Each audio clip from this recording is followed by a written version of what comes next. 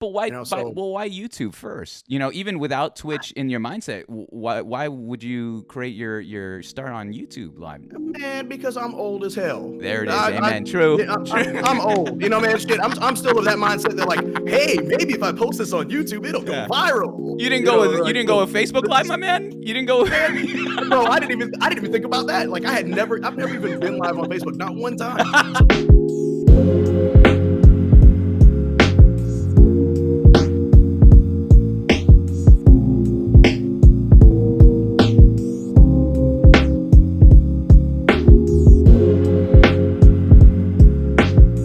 There he is, ladies and gentlemen, Music Man, dude. How you doing today? How's your day Man, today? I'm good. I'm doing fantastic, brother. I've been really excited about this. The community's been Yeah. pumped. They've been talking about it for you know since you mentioned it, man. I've been super pumped for this. That's Everything's too been great. kind. Stream was good. Yeah. Community popped off. We did Mhm. some music. It was a blast, man.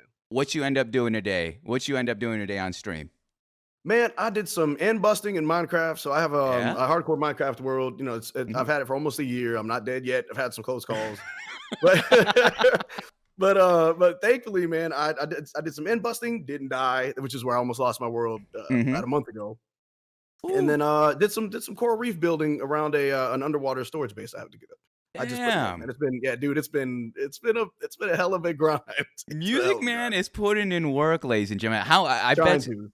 when your hands are your hands are clammiest, I'm assuming it's when you're close to the edge right there. You said you almost got. Is that true? Bro, when I tell you I almost got, I'm talking. I almost lost everything. I don't know what was happening. Like after as long as I've been playing this game, I Yeah. was in the end doing some end busting, and I jumped off of a platform Oh. with my armor plate on my chest plate instead of my wings. Mhm. So in like mid flight, I was like, oh shit. I was like, I really don't have my wings on right now. So I Yeah. literally in the clip is I'm just like, whoops, whoops.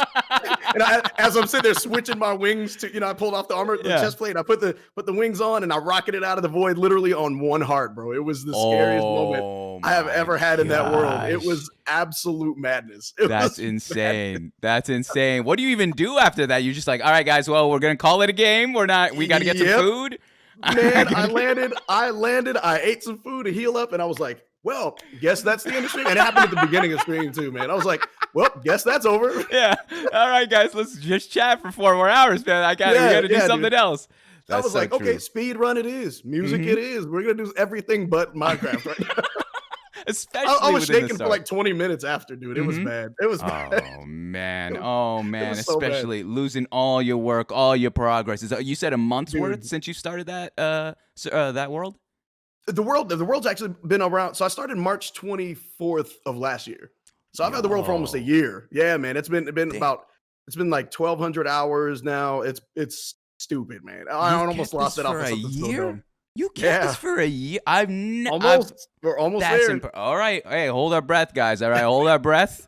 All right, we're rolling in. You might not see Minecraft for a week or so after what just happened today, but let's hold our breath that Music Man can make it in the year. All right. I think it's a leap year, right? We don't got the 28th of February. I don't know. We got to figure that out. We But need to get that extra day in there, man, just to get it together. oh my gosh, I'll be heartbroken if that happens. But dude, Bro, I was scared, man. oh, I bet. I appreciate you, man. I appreciate you being a part of this and wanting to be on the show. And I usually start these things off the same way. I tell the guests how we met. And, to be, I don't even know, I'm not fully sure if you know how we met, but like Big Shot was the one who DM'd me like literally a day after the tournament or day of the tournament. And he's like, yo, moms, if you're looking for guests, you got to check out these guys. And so you were one of those people, and I took a peep. Wow. And I looked at your stuff, man. I went on your Twitter. I went on your Twitch. I went everywhere, man. I do a good clean sweep of my guests because I want to size up who they are before we have this conversation. And I loved it, dude. I loved it. I loved how dynamic of a streamer you were, or are. I'm sorry. And it's like it's one thing that you're playing games, which is awesome. I love that the Minecraft meta here. Let me thank the raid Oh, here real quick too. Those are yes. showing more love. Jamie Joan here with the Oh, 78. Jamie. You know, Do you know all these people that have rated Mhm, Music Man? Oh mhm. my gosh, this These are my community people, is man. Yeah, dude. this is overwhelming. I just come here and be like, all right, let's have a conversation. We'll have a good time. But you are coming in Right? droves. Jamie, thank you so much for the raid, guys. Welcome to Inside the Streamer Studio. Our guest of honor today, Musicman1017. I gotta ask you, what is the extra numbers, my man? What is the Really glad you asked. 1017? I'm Thank really you. glad you asked. So Please. the reason I haven't changed it, because being a partner now, of course, I can change it if I wanted, Hmm. right? Hmm. First off, really quick before I forget, Joey, I love you. Big shot. I really appreciate you, man. For I just want to put a quick spotlight on this man for Yeah. even suggesting me because I never would have met you, moms, if Joey hadn't suggested it. So Mm. Joey, you're the man. I really appreciate you, dude. Thank you for that. Truth. Um, Truth. to the numbers, 1017 is that's a number that has just followed me literally my entire life, man. It gets kind of wild. Like it's Mm. like every time I happen to look up, like that's what time it is. It's like a number on a receipt for something I just paid for. Yeah. It's like on the calendar. It's literally like everywhere. And I don't try to see it. You know what I mean? Hmm. It's like there. So Hmm. that was actually the time that I was born, but not the Wow. date. So it's Okay. March 29th is my birthday. Yeah. An Aries, and I'll be 34 this coming March. Hey, same here, And dude. no, get out of here, man. Aries Get wise, yeah, what? yeah, yeah. I Get understand out, it. Yeah. Aries. No, Bro, I get. That's no why wonder, man. exactly the No energy's wonder, no there. The wonder. energy's there. So this That's number's awesome, followed you man. Yeah. throughout life, huh? Yes, yes, man. Ever since I was a kid, I've seen this number everywhere. It's followed me everywhere. I came up with well, obviously the Music Man thing because I've been doing music my whole life, and we'll Hmm. get into all of that. But that number has just followed me everywhere, man. I don't know what it is. I don't know why it's such a significant number. And like Yeah. some days I'll be like, damn, like, am I gonna die on that day? Or is like, what's like what, so everybody was like, yeah, I'm just saying, you know what I mean? Like Yeah. I'm really like I'm not overly religious, but I'm super, super, super spiritual, Yeah. super in tune to the universe and the things going on and energy. Hmm. So I'm always just kind of like, I have to explore those options. So I'm Definitely. just kind of like, damn, what's the significance? Uh-huh. And we all thought it might have been the day I was going to get partnered, but it was too early. I didn't get partnered for Hmm. almost another month after that. Hmm. But Hmm. it's just a number that's followed me, man. And I my very first like email I think was Music Man Yeah. 1017 years and years and years ago when I was a kid Dang. on Hotmail, and the number has just always been there. It's always Hmm. been my login for everything, man. So Well, it's always stuck. that being the case, then forget everything I said in the past. Keep that as an homage. That's really cool. I love that Yeah, backstory, that lore yeah, behind there. yeah, man. That's Thank you. awesome. No, no, no. But bringing us back to how we met. So I am Big Shot again, like we've said, connected the two, and I think that's the special part of Yes. this show because, Yeah. our perspectives in life, we can only go so far in terms of because Twitch is a big place. There's a lot of streamers, there's a lot of talented people on here, Yes, and yes. so, I'm always down to hear about streamers that I've never heard about. I'll check them out. I'll take a look. I always love, watching the creativity and the personalities that are shown Yes. on screen. Yes. And so yours, man, I loved your voice. I instantly your voice is like, oh my gosh, all right. So he's just gonna destroy me when it comes to this conversation. It's gonna be an ASMR of life stories right now. and, and Yeah, dude, then it's so funny because that's literally the first thing I thought when I was yeah. watching you show too, man. I was like, this dude's I was telling my wife, I was like, this dude's voice is like perfect. I was like, it's like radio, like I'm listening to the radio. Like it's and that's you're one of like three people on Twitch that I've met so Oh far that have like man. that perfect radio ready voice, man. So That's too. thank you, man. I wanted this Thank to you. be a radio station at first until DMCA came in. I was like, oh well, got to change it. I guess I'm gonna have to do Mhm. talk radio. And we'll get to Um, that too. We will yeah. get to the Oh, DMCA thing too, amen. for But sure. again, I appreciate you being here. Let's hit you off with the first question. All right. Yes, sir. So Yes, sir. again, we're gonna ease into this here. How long have you had your Twitch account prior to streaming? You know what's funny? That's a really interesting question because I started streaming on YouTube when I started Oh my wow. hardcore world on Minecraft. Man, I'd done a little bit of research from February on. I had done some research because I was like, I saw that our work was starting to slip because of Corona, Yeah. and I'll get into all of that. Of course. We'll get into all that. But as far as when I started Twitch, I didn't get onto Twitch for about. I started streaming on YouTube Hmm. March 24th for about 2 weeks. Hmm. And then I was like, something just kept nudging me, man. Something kept saying, go to Twitch, go to Twitch. Like you were watching Twitch back in December. Like, why didn't you think about going to stream there? So Yeah. that's where I saw like Pop Tart Katza and all the other Hmm. a lot of hardcore Minecrafters that really inspired me to do what I'm doing. Hmm.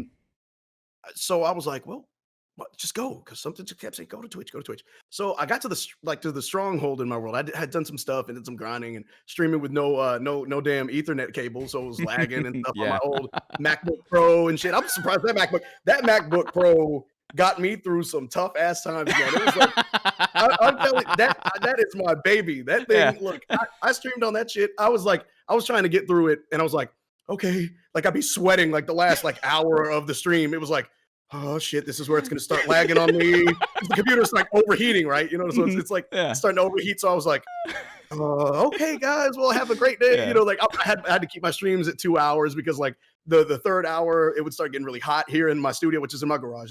Yeah. It's not insulated, but this is where I do all my recording and I have my clients and stuff.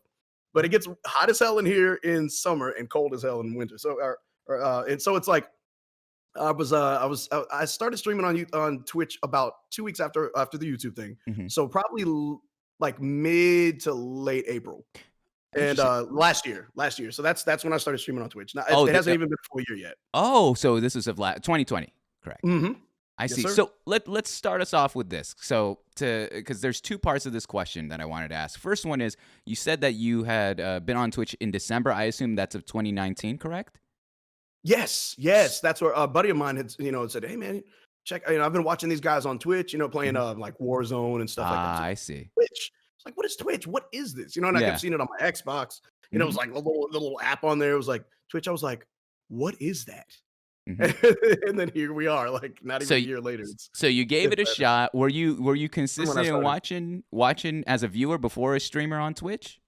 You know what? Not really, man. Like I would get on every now and again. I didn't even have an account yet, so like I had the app, Oh.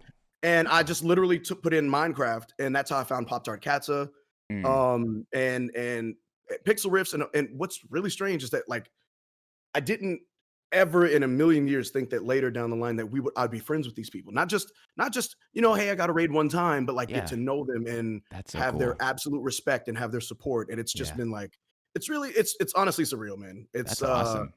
It's pretty wild. That's awesome. It's That's pretty wild, I sick. think, yeah. But So then. I didn't watch it a whole lot. I watched it a little bit and then I kind of forgot about it Mhm. until Corona hit and my work got taken away in March. Mm. And then that's when I was like, I started doing the YouTube thing, and then I was like, Twitch, of course. Like, this is a platform specifically for this. Let's get on there. But why, So why YouTube first? Even without Twitch in your mindset, why would you create your start on YouTube live?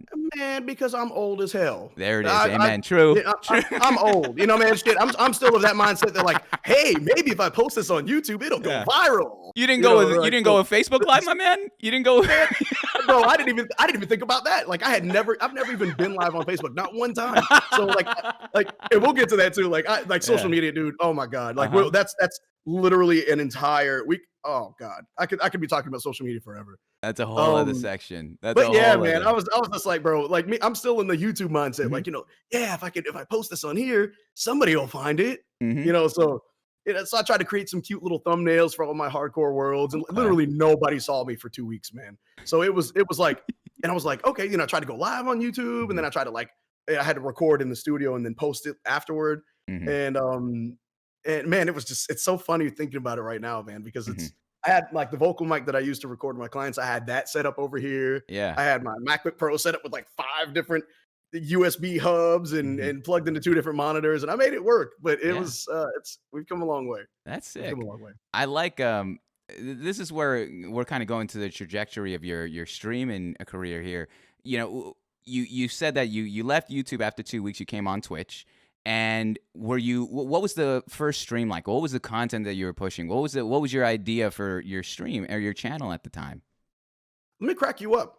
So I really didn't think that the streaming part itself Yeah. was gonna take off. So what I planned was like I was like, okay, even for YouTube, I knew because from being in the music business my whole life, I knew going on. I was like, okay, all the stuff that I would sit around on the couch and listen to while I'm playing Minecraft, I can't play on stream because Yeah. I already knew that I'd be in trouble for that. Hmm. So I was like, and that was a long time ago. That's before I even, when I was getting on YouTube, I was like, I'm gonna make my own music. I was like, why the hell not? That's what I do. So I Hell was yeah. like, so I sat down and I was like, I'll put a couple of songs together that in the genre of the music that I like to listen to when I'm playing Minecraft. So it kind Hmm. of started with like 2 songs.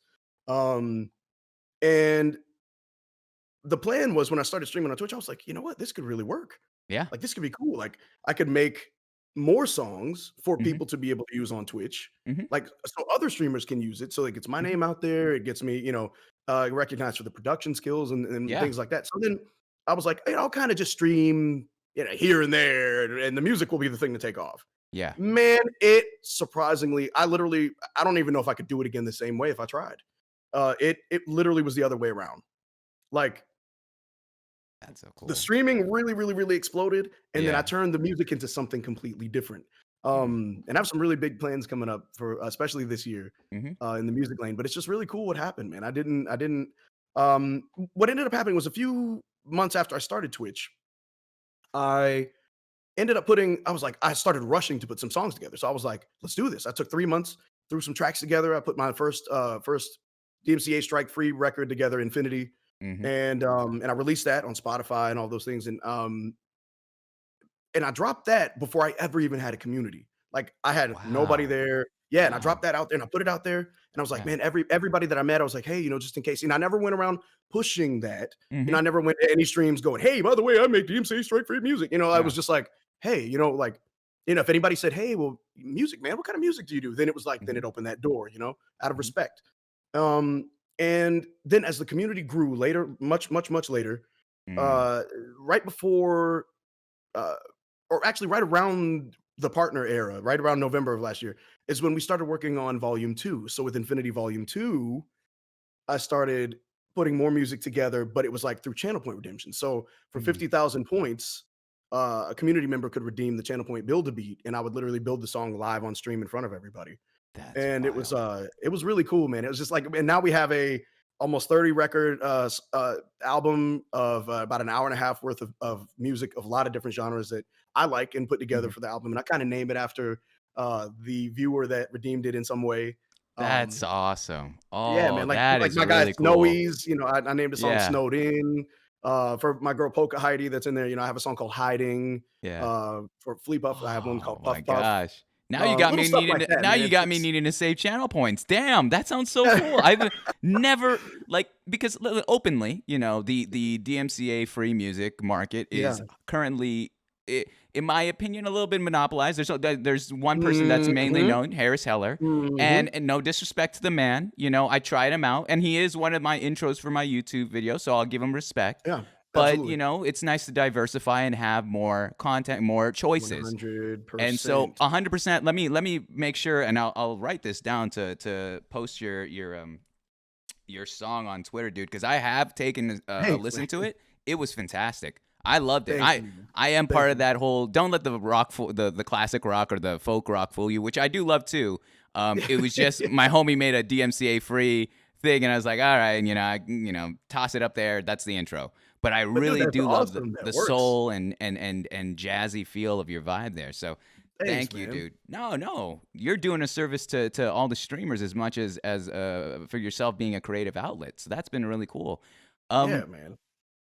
let's go on to here. So I have you mentioned channel points. All right, you mentioned channel points, and I have your Yes. stream pulled up, and there's a couple channel points I do have questions on. All right, it says here for 7,000. Let's even start from a lower number. For 7,000, it Oh, says check on Jacob the chicken heart, and it says do a health and welfare check on Jacob the chicken. What is the lore of what's going on here? What exactly is check up on Jacob the chicken mean?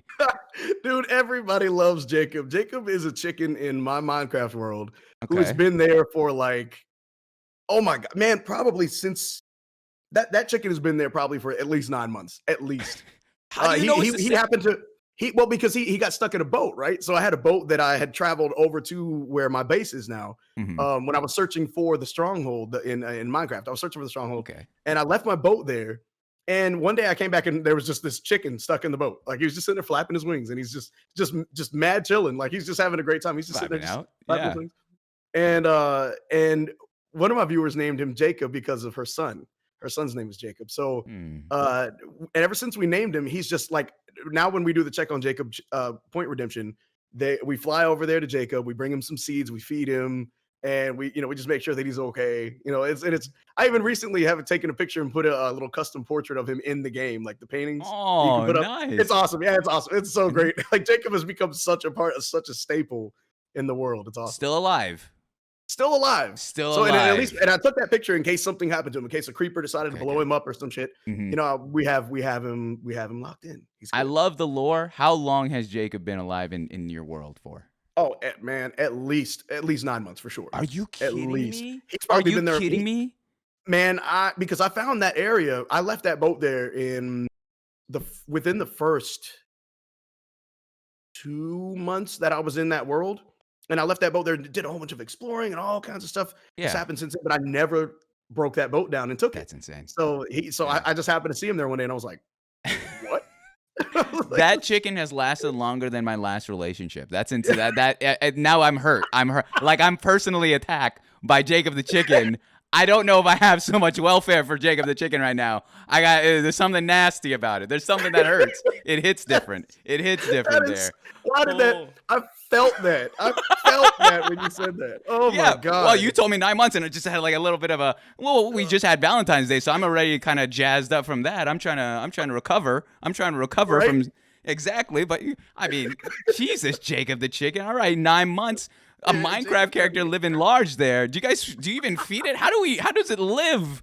It makes we give him seeds. We just give him a little seed every time we go check on him, man. It's we just give him seeds and he's good. Like you see the little such hearts come a. up and he's just like, "Thanks." I need to That's check this out. fantastic, I man. need to see That's how if it's glitched out into the thing or is it literally just He's just in the sitting there. boat. He's just chilling in the boat. It's Yeah, just he's literally it is just what it chilling, is. man. It's great. That's so Yeah. funny. That's so funny. The next one here, I'm interested in this one. It says for 15,000. It says streamer of the week, and it says give the streamer of the Yes. week some extra shout out love. What exactly is this, and how did you come to creating this channel point for your stream? Well, we've always been, man, look, we've always been about, pushing positivity and support and uplifting others and making sure that we share love to the community outside of just ourselves. Like, of course, yes, we're the streamer. Yeah, It's about us, if you will, when we're streaming. But at the same time, we really kind of wouldn't be where we are without the community. So, true, very true. um, Yeah. a lot of my community is made up of other streamers. So, and it's just really cool that they come and they take their time out of their day to be with me. They come and they Mm, show their support. They give subs. They donate bits. It's a never ending cycle of beauty, man. And yeah. it's something I've been wanting to do for a long time, but I didn't know how to edit the resource pack that would allow me to change the paintings in the game. So Hmm. Coral Flame, a very good friend of mine, Callum and Ahmad, he sent the pack to me and he was like, "Hey, I got you." So he sent me the pack Hey. and it made it very easy for me to edit things like this because this is an idea that I've had for a while. So there's an area in my I have a whole storage hall in my world, and in the valuables room, it goes from the most common objects that you can find, like coal, redstone, lapis, whatever, to iron, to gold, diamond, and then when you turn, you have the streamer of the week right there because it's right there with netherite, and it's the most valuable thing. It's the most rare thing that you can find. That's so cool. And now with the custom painting, you can slap a picture of there. So I slapped their profile picture up there, Mm. and I have a little streamer of the week, and then I have a little sign that says their name. And right now, it's Mouse of Live who rated you tonight. And Hey, there Mouse you of go. is an amazing dad, amazing streamer, amazing content creator, just a beautiful person, beautiful soul. Mhm. And I was really glad to put the spotlight on him. So that channel point redemption. So Monday is when we do this, right? Yeah. Monday is when we introduce the streamer of the week. It's somebody that I choose personally. Like, it's not like the community goes, "Hey, can you highlight this person?" No, no, this is me personally going, I want to highlight this person because I believe in this person. That's really cool. And the channel point redemption allows the community to give them some extra love. And then Mm. it'll just kind of get to a point where they are promoting each other and they are just kind of like uplifting each other to a point where literally everybody's like redeeming the streamer of the week to support each other until it's like just explodes in promotion. Mhm. But Oh, it's an idea that I've had for a while, man. It's just really cool now that I can do the painting thing. Now mhm. it's become a realization. A lot of things in the world have turned into that. It's really cool. I'm a big believer that it's a type of selfless streaming that really makes this worth it. That makes this bigger than an industry or whatever because it Yes. gives you purpose. It really Yes. gives you that drive of like, you know what? What is it being a good streamer if you don't have friends amongst you to also lift each other up?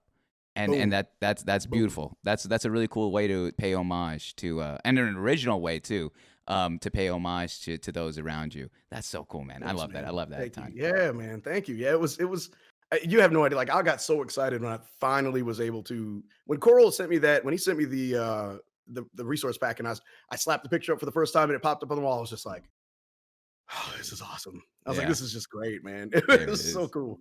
There it It's nice is. to be That's able to do dope. that. And that's why I still have a lot of really cool ideas to incorporate into the world too, man. There's some fun stuff I have coming, but like it's cracked me up listening to you talk about someone uh doing the rock paper scissors thing. And I was like, Oh Jesus, my that I was goodness. like, are you fucking kidding me, man? It's because here's the thing. It's like, and it's so funny that you mentioned that, because when you Mhm. said that, I was like, dude, when I tell you, like, I've seen so much of that. Yeah, It's of course. and my thing is this. At the end of the day, like, nobody's ever going to do it like you. You know what I mean? Exactly. But it's still frustrating when you go Exactly. there and somebody's like, "This is a cool idea, wow," Well, and you're just like, "Yeah, a stolen idea, but okay." yeah, but you also don't want to be Yeah. the guy that's like, well, actually, that's not. That's a Exactly, weird vibe. exactly, So exactly. when a friend of mine tagged me there, all I said was, he says, "Hey, moms, do you want to join?" I just said, "Yo, I'm good. That's it. Leave it at that. We don't gotta get." Yeah, it's that kind of pettiness and that energy where Yeah, you obsess over that thing. There's so many other things to worry about in life, and yeah, so man. Yeah, man. someone Exactly. taking an idea, I don't mind it It's at gonna all. happen so much, and it's Exactly. imitation is the greatest form of flattery. There it So, is. man, when you know that something is yours, you don't even have to say shit about it. You Yeah. don't even have to say, No. "Hey, I was actually," you don't have to say it. It'll come back around. You keep putting your energy out, keep creating, keep Mhm. doing you, and Mhm. it's the originality is always gonna show no matter what. Nobody's ever gonna Exactly. be as original Exactly. or as you. So, Mhm. that's Music what I always tell Man, I'm running it back in July, all right? I better see you there. I better see you there, all right? I got to get another 64 streamers, all right? people. So if you're free, this is already an invite, Music Man, all right? This I'm is here. already I'm here all for it. right. Last I'm week here of for it. July. Don't worry, I'm not doing, no holidays. It's last week of July, baby. Um Dang, I already get an invite back. I'll take it. let me ask you more about your channel points here. Yes, We sir. talked a little bit about this 15,000. You mentioned the 15,000. It says random riff, and it Yes. goes, "I will stop the stream to play an original song live." Tell me about this one, especially in comparison to the next one, which is 20,000, which is a completely original song, and it says, "I'll play an original jazz song for you." Yes. So random riff was an idea that I had before I actually had a way for everybody to hear. Like, this was way before I was able to even hook it up so that they could hear it the way that I'm hearing it in my ears. That took some finagling and some messing around with. But before I could do that, I just kind of had my amp sitting here, and I just decided to play use the channel point redemption for them to just redeem it, and then I'll just play something in a different style, whatever, like blues, do a jazz one, do a rock one, because I grew up listening to all that stuff, man. Play some funk, Mm, and with random riff, I kind of just play one. I just kind of pick a genre and just play. Um, but that's so for the 15,000, I just kind of riff around a little bit, mm. and then for the 20,000, it's actually an original jazz tune. So with that, um, I have several original smooth jazz songs that I put together that I'm getting ready to release on a record later this year. Cool. Aside from the DMCA strike free stuff, Yeah. this is all stuff that I've been doing for years, and I've been wanting to release it, and I just uh, didn't feel like I had an avenue to release it. I was like, Mhm. nobody really cares about jazz like they used to. So I just kind of always kind of played these songs on my shows with my band and kept No. them there. But dude, with the 20,000 one, they redeem their points and I can stop what I'm doing. And I've also incorporated something new as of this week. Mm. But with the 20,000 points, I'll stop and play one of those songs for them. And now every time we complete a level 5 hype train, they also get an original song. So yeah, Yo, yeah, I yeah, like yeah, that. yeah. I like that. Yeah, man. Yeah. So I know I DM'd you about this, so I'm gonna ask you here too. Do you mind playing us a little tune? Anything, anything. I can do that. I have to. I don't know how it's going to sound. It's been a really long time since I've played directly to this microphone, so Yeah. I have my amp set up, and I hope my neighbors don't trip. Oh my It's like gosh. midnight here, but Oh my there's like god. all these houses around me. Like, dude, Hmm. they wouldn't even let us insulate this garage when we built this house. So I was like, Holy what? cow. So Oh my goodness. whatever. But I'm looking forward to it, man. So No. we're gonna see what you guys can hear. I don't know All what right. you're gonna be Let's. able to hear, This will be the but I got second you time covered. this has ever It's happened. this is Holy gonna be cow. this. We're gonna see what happens, man. All right. Expect a note in the morning, man. All Yeah, right. yeah, Just no, forward it yeah, to seriously. me. I'll deal with it there. There's gonna be a little letter right on my windshield or some shit. There's Hey, gonna be a man. rabbit boiling on my stove next. Be like, hey, I don't remember you from that show. What? Yeah. You were playing for who? Some person named Moms Online? What is this? What is this website you're on, Music Man? Exactly. Exactly, dude. It's so funny that you say that, dude. That cracks me up. Because when I first, it's actually really funny you say that. Because when I first heard the name of the stream, I was like, Moms Online. I was like, man, I was like, okay. Yeah. That's not a website I use. saw you. It totally threw me off. I was like, oh. So it's really cool that you go by Moms, because it's very memorable. I think it's like a mind fuck at first. So it's like Exactly. it's really cool to see that. It's a meme. To see you and I'd like to change it to Moms, but we'll talk about that later. That's a whole other world. We'll see. But please. we're gonna get you there. You're gonna be there. You're gonna be there 100%. Too kind. I don't know how that sounds for you. Because I don't know if the pretty good. I think it keeps cutting in. I think it's because of the threshold that it cuts out. Yeah. I don't know if I'm gonna be able to. Hold on. Shit, I might have to mess around and turn this amp up. Boy, we're gonna get a little crazy here. We're getting a little wild here now. I don't know. They're gonna be like, "What the?" Yeah.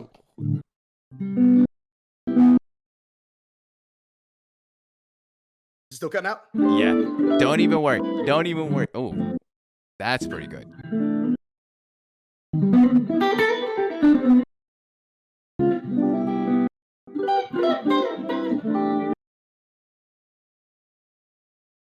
I'll take it as is. I loved most of it. Sensitivity, toggle it off. Okay, let's go. Settings. All right, one more. We'll run it one more. Okay. What is it, Grady? It goes settings, input sensitivity, and then toggle it off. Okay.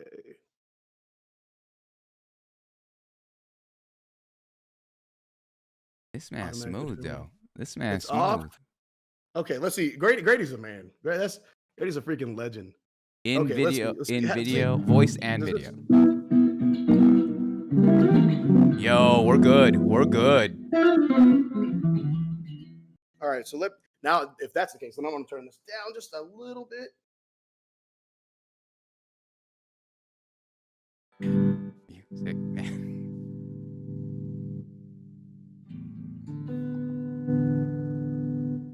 Okay.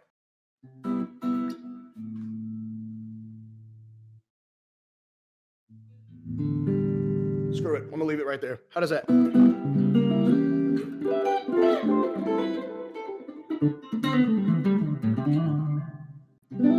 You got that? Ooh, yes.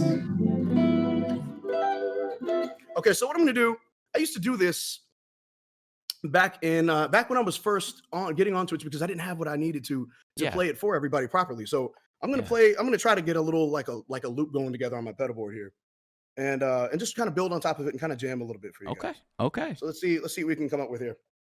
Let's turn that up.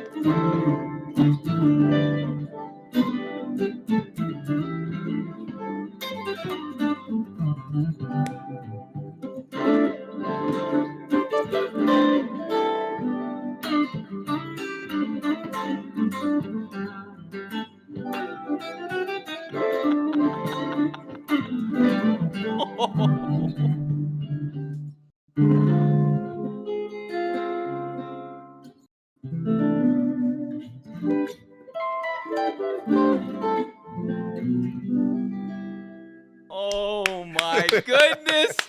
Music Man, holy cow. Just a little something for you guys, man. Just a little something for you guys. Harris Heller needs to keep that bag tight because Music Man is coming for his shit right now, all right? Damn! Oh my goodness.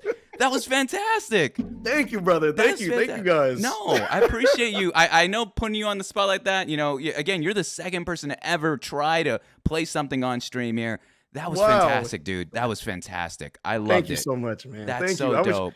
I wish I could do what I would do on stream, you know, where I have the keys and I play the bass and do all kinds of other stuff. But we'll get there. Don't worry. We'll if get anything, I guys, can't do that on Discord, but man, they've seen it. That pretty much everybody here has seen me do a Build a Beat live. So get I'm over really that.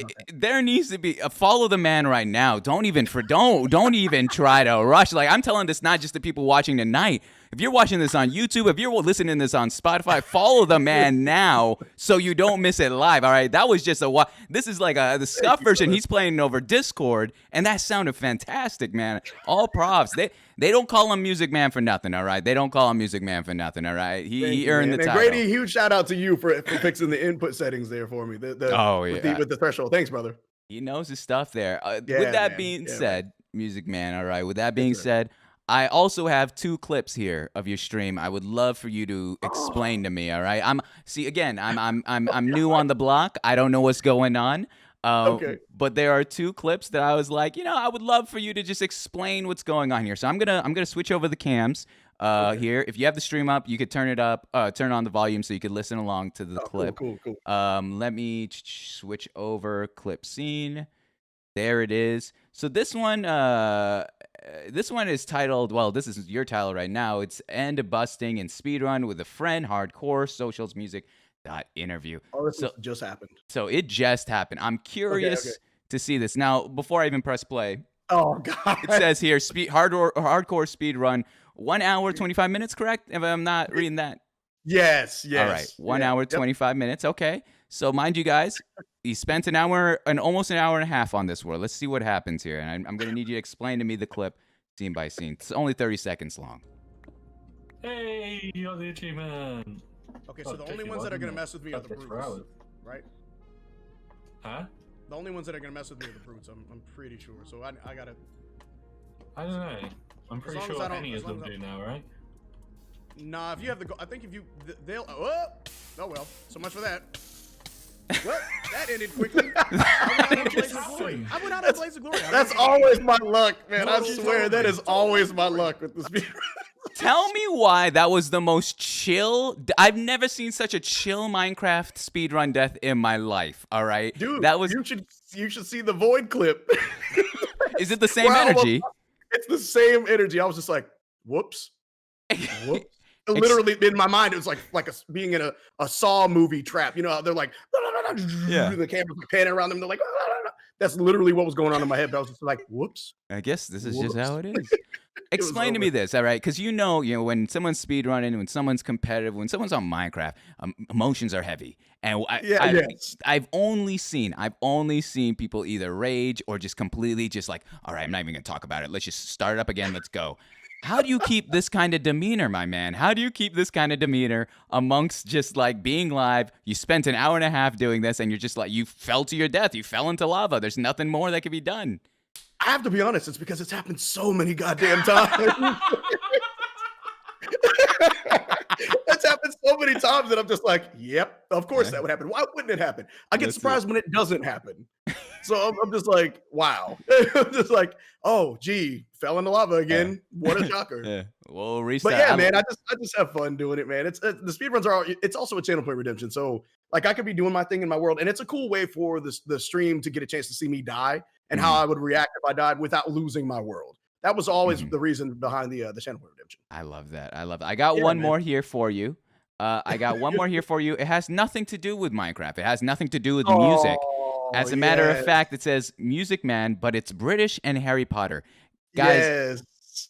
I don't know how many Harry Potter fans are here, but apparently this might have been a deleted scene. All right, so we're gonna take a look. We're gonna take a look at I what's love it. going on here for this Harry Potter scene. All right, again, it's only 1 minute, and afterwards, I'll have you explain what was the scene you guys are trying to create here. All right, Absolutely, all right, absolutely. fair play. Let's listen in. I'm scared, Mommy. I'm sorry, Professor Snape. Oh my. I'm sorry. Potter. It was Ron and Hermione. They tried to make me. I'm sorry, Professor Snape. What did we do? I was getting ready to lie, Hermione, and you ruined it. Oh, Is that so, Potter? oh no. I'm sorry, Mr. Snape. I mean, Professor. Can I call you Mister? I'm sorry. Look, I'm new to Hogwarts, and I don't know. I don't know Harry, you're not anything about. I know nothing. I can't. I absolutely can't.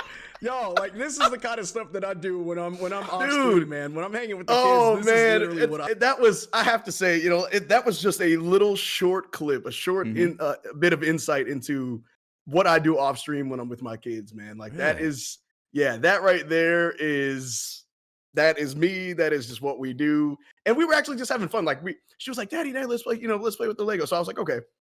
And then I started filming that because I just wanted to make her laugh. I wanted to be silly, and it was total Mhm. improv. Of course, we just started making stuff up, and that's why she was like, "Oh," she was like, "Oh, that's what's happening right now." She's like, "You're not new to Hogwarts." I was like, "Ooh, she knows the canon. That wasn't canon." Music Exactly, Man. exactly. And my son was just over there dying, man. He was just laughing watching the whole thing. They're 6 and That's 8, so my son oh.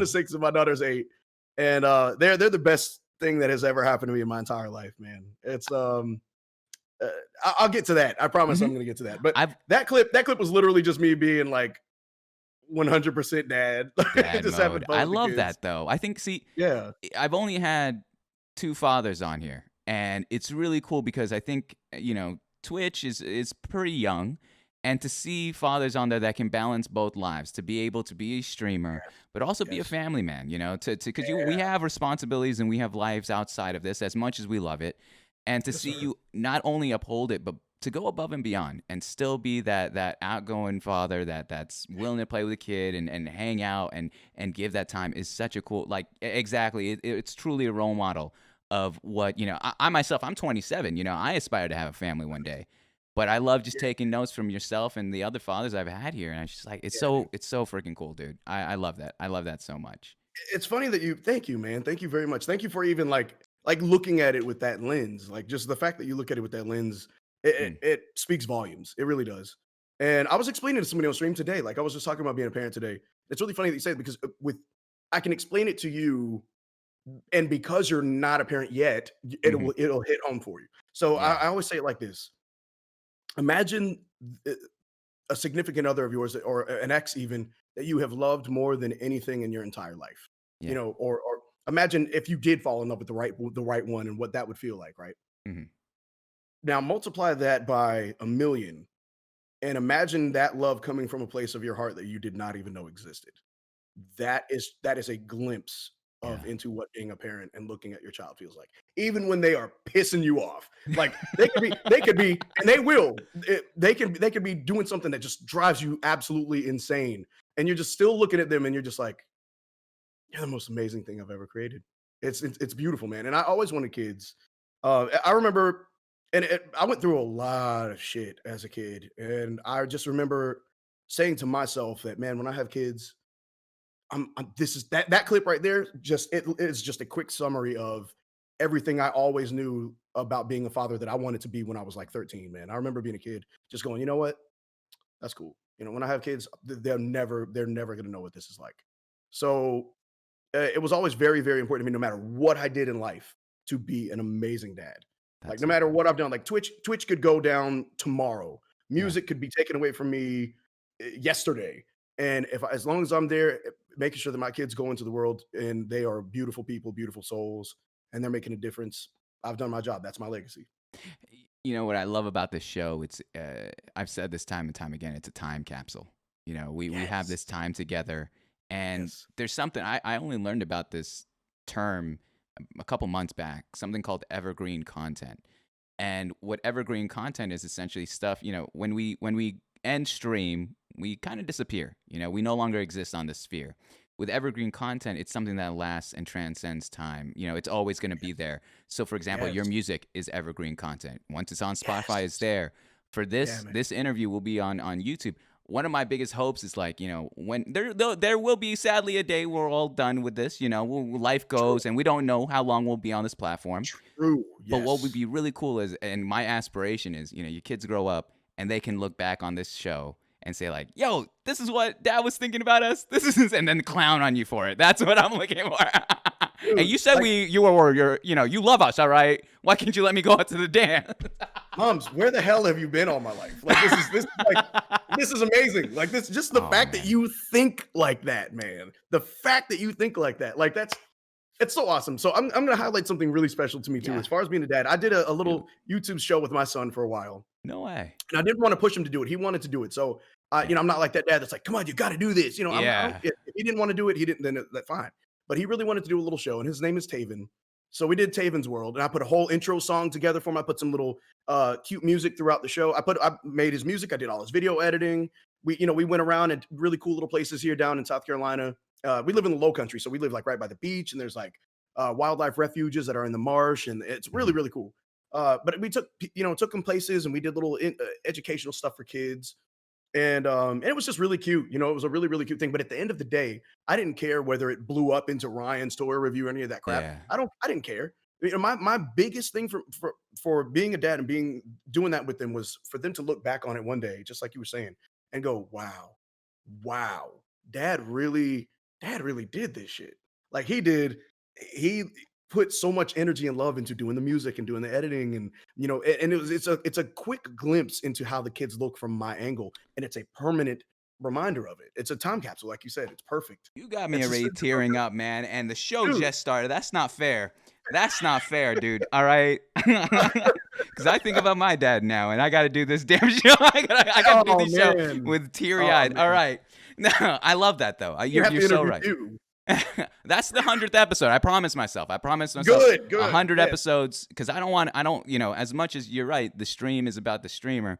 I kind of took an opposite approach. I wanted to be about the guest because it's your life story. It's what culminates in a brief time period. We can't get into everything, sadly, but a window into who you are as a person beyond this, because there's so much to the world and to your life specifically Yeah. than just Twitch. But it is, it's cool to True. be on here, and it is the platform that brought us together. So no shade at that. All Absolutely. right, Twitch, if you're watching, I love you. I'll do. Do I gotta dance? Anywho, that needless to say, needless to say, We're working. Okay. We got to keep our jobs, man. We got to keep our we jobs. gotta We're keep not jobs, old, all right? but we're- Yeah, we gotta keep jobs here. I did always want to ask you before we get into some even more introspective questions here. What Yes, sir. got you to even start streaming, whether it be YouTube or Twitch? What made you go live for the very first time? You know what? And I never would have. This is the interesting thing. This is why this is the silver lining with what happened with Corona, man. Because now, okay, we're gonna get into all this. I did 5 years of law enforcement, and I quit that to do 5 years of music full time. Me, my wife and brother-in-law started a band together, and um, and it grew to be very, very, very successful. And that's how I bought this house. That's how we've gotten where we are. And Yeah. it's been, we travel up and down the East Coast. We travel up and down the East Coast playing weddings and private gigs and corporate gigs and stuff like that. And then when Corona happened, man, it just went, whoop, it was gone. So I, and I decided that when March happened and that the work went away, I mean, it literally went from all that to nothing. We played one last wedding and I Mm, think maybe a club gig, and then it was just done. So I was like, well, if I'm going to be sitting around playing Minecraft and making music, why not stream it? Like it yeah. just like those are the only two things that I knew I'd be doing throughout quarantine and throughout Hmm. staying at home. God, when I tell you I have learned so much about myself over the last year, I'm very, very thankful I started streaming, man. But that's what Yeah. made me. That's the thing that launched me into streaming. I just decided if I was going to be sitting around doing music in Minecraft, Let me get into stream it. it. Yeah. Yeah. Well, you So I did a perfect. bunch of research way before I ever even went live. I like that. I did a Well, whole bunch of research. you parlay this perfectly into the next question, which is, what have you learned about yourself through streaming? Exactly. You know what? Through building the community, I realized that I could literally make things happen with like it's like I could manifest visions, like things that I remember when I first started streaming, I didn't know how I was going to do it. I didn't know how it was going to happen, but I saw myself there. I Yeah. saw it. I saw it well ahead of time. Like if you go back and look at my very first YouTube video of when I started my Minecraft, my hardcore world, I was talking to the camera and talking not as energetically as I do now because I have a freaking community, but at Mm, the time I was still talking to the camera. I would sign off saying, "Thank you guys so much for supporting my channel. I love and appreciate you. Thank you for being here." When literally nobody was watching for like 2 weeks. So, um, and it's just so weird because I sign off the same way now, but I actually have a community, and I just thought about it. I was like, okay, I can get partner the first time. I was like, I know that I can. I just know that I can do it. I felt it, and every move that I made, everything that I felt happened. Everything that I touched, it was basically like I couldn't lose, if you will. Like it was kind yeah. of like, and Yeah. that's when I knew that I was supposed to be doing this. That's when I knew I was like, okay, yep, it's official. Like I am exactly where I belong, and That's beautiful. I'm just so grateful, man. So grateful for everything that has happened in the last not even year. It's crazy. Hmm. Hmm. Yeah, that's It's that. crazy. I mean, especially. I mean, I want people to understand partner's not an easy thing. It's really Affiliate not. is not an easy thing. A lot of people work hard for that, and some Mhm. have even given up prior to getting affiliate. This was True. before they could purchase it, but Mhm. with partnership, that's a whole other demon. And so for you Yes, to sir. not just to have that confidence in yourself and your dream and your work and that vision. I love the word vision, um, Yes. because it's that inside of you that you've always known all along that I got it. I'm gonna stream my music, but I'm also gonna stream gameplay. Yes. I also have my adorable moments with my family, and so that Yes. well-roundedness, because it's without getting too businessy, you know, Yeah. Twitch is essentially the business of people. It's It is. about humanity, and Yes. so for you to show that side of yourself, both from a professional level in what you do as a career to a gaming level to a outside both into your family level, is so it's like we're now invested in your life beyond content creation. It's just world, and so I love that about you. I'm learning a lot, and I'm taking it a lot. There's something about you, music man. There's this certain energy I get from you. It's a very holistic, it's a wholesome energy that I get for Same. you. That's very authentic, man. And I'll be honest too. Twitch can get a little bit dirty. It can get a little nasty, and that's even coming Oh, from a streamer to streamer. yeah, I've seen just that. Why do you think I closed my DMs? I hated that you had to send me a friend request, but there's a reason for that too. Really, I didn't know that. Hell, Okay, and yeah. I learned a hell of a lot, and my tolerance for bullshit started dropping very, very, very quickly. Like Amen. Amen. very, very, very quickly. And that's one Yeah. thing that I learned. That's one of the to answer your question. That's one of the things that I learned about myself through the streaming. It's like I went from being this like, I really want to love and support everybody, but goddamn it, you can't save everybody. You can't, No. not everybody is in your corner. They can pretend to be as much as they want. But see, Hmm. us and you, I know you'll realize this as an Aries, as a fellow Aries, we can see through that shit. We can see Amen. through like people can sit, smile, and laugh and give you all the bits and subs in the world, but you can smile right along with them and go, "This motherfucker is giving me this because they're just trying to get to this." Prerogative. And you can literally, Yes. you can absolutely look at those. You can almost you can almost like compartmentalize and go, okay, Yep. that this person's doing this. This one's genuine. This person is real. This person's Yep. real. This person's a fake motherfucker. And like you can tell very quickly who those people are, and in your mind, you still do your thing. You stay professional. Of You do what you course. do, but at the Of same course. time, you cannot have the wool pulled over your eyes. So, and Amen. I know you know what I'm talking about. I know. I just know you know. So This it's man, you get it. You got it. You got those are it. one of the things, man. Those are the things that that is the thing that I started learning very, very, very quickly. I Mhm. started learning very quickly not to respond to every single message. As a matter of fact, it's better to just leave it. If it's now, I learned, something big happened back in August, and ever since then, Mm. I've surrounded myself with the most amazing people that I've ever met. And those are my mods. My mods is my sister is one of the mods, Ms. Rowe in the chat. She's Mhm. an amazing singer, songwriter, one of the most beautiful souls. You would absolutely love her. Yeah. And she's going to be starting to stream really soon. But I Awesome. trust my mods with everything. I know that they're not going to screenshot my shit and share it with everybody. I know that they're Truth. not, you know what I mean? Like we keep our conversations in mod chat. Truth. And Yeah. if now when it comes to business, if people, if they want tips on how to grow their channel, talk to one of Mhm. my mods, talk to me for a consultation. My PayPal is open. Mhm. It's like if anybody wants to talk to me about business, they got to go through the mods. That nobody, pretty much have it set so that no one has that instant direct access to me anymore. Mhm. And Mhm. people fucked that up. People ruined it. You know what I mean? So Yeah. it's just one of those things where I learned to silence is always a better option, no matter what. Silence and keeping your Mhm. self protected. Yeah. And I don't mean as far as like and I don't mean silence when it comes to standing up for something. That's different. Oh yeah. No. No. Definitely. Like we could get into a whole other conversation about that, but we'll have to talk about that off stream. But like like with political stuff and shit like that. But Mhm. like Mhm. you can still stand up for something without going overboard with talking too much. And I have said this so many times. I've said to other streamer friends of mine, I've just looked at so many things that have happened on Twitter. How many people have lost their jobs because of Twitter? Mhm. Sometimes it's just better to just shut the hell up. Like Amen. don't Amen, say dude. anything. Like people can come after you, they can say what they want. Mhm. I'm the kind of person that likes to let people think they got one over on me and let them think what they want Mhm. and move the hell on. Like I used to think so. I'd be like, oh my gosh, oh man, this person doesn't like me. Oh man, Mhm. this person's gonna think bad of me. I don't give a shit. Yeah. Like I don't care anymore. You know what I mean? Like it's because I know who I am. I don't need to prove that to anybody. I don't have to prove that to every single person that comes into my life. Like, Mhm. and that goes for everybody. You don't owe anybody that. Just be Mhm. genuine, be yourself, be exactly who the hell you Mhm. are all the time. And There's that is you can't be beat, man. You can't be it's so true. It's that there was that old saying that's like the pen is mightier than the sword. Right now, it's like the mic and the tweet are heavier than the sword because so Woo! many times things can be taken out of context, or you just put your foot in your mouth. And it's like, Exactly. what does your 10 cents really mean that world? Is this the hill you're gonna die on, my man? Is this really the take you want?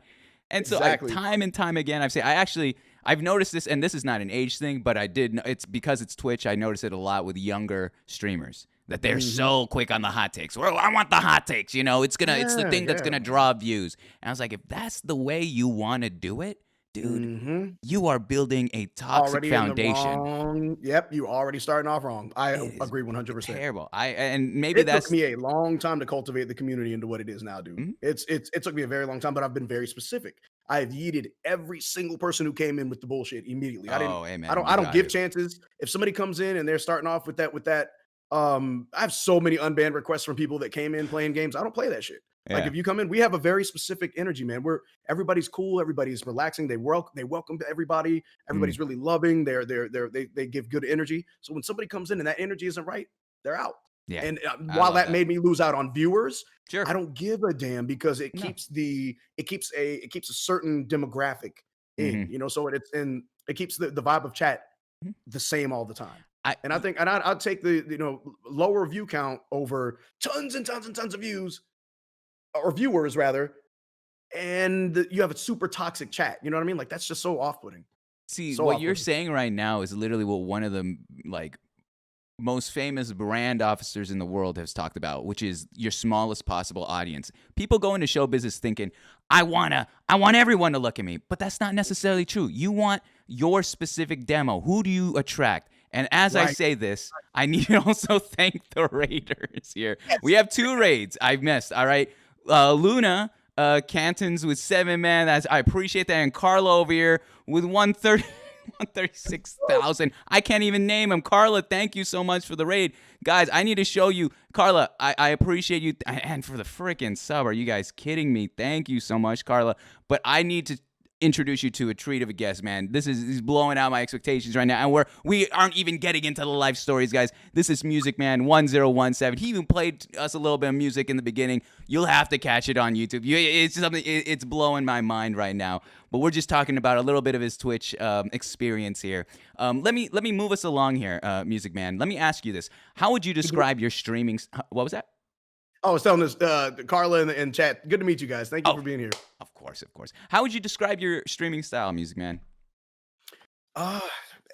Super chill. I mean, I keep everything chill. Just like even when you saw me dying in the lava in that little speedrun clip, and if you see the clip of me dying in the void, like that's just kind of me, man. I'm always kind of right there. But it's super chill. It's really engaging. It's fun. It's entertaining without being like too hype. You know what I mean? Like I'm not the guy that's gonna dance for subs. For every yeah. do like a little rave and like when but that's just not me. You know what I mean? Like and people, maybe you could dance for subs. I'm like but that's not me. You know what I mean? So while I have lost out on some viewers and people could come to my stream and go, oh well, he's not really my thing. Well, I'm not for him. I mean, that's cool. My streaming style is definitely just super chill, man. Super chill, welcoming, loving, positive. That's all we try to push. Sick. That's so sick. Let's focus a little bit on your community now. All right. If I asked your community who you are and I had no idea who you were, what do you think they would say to me?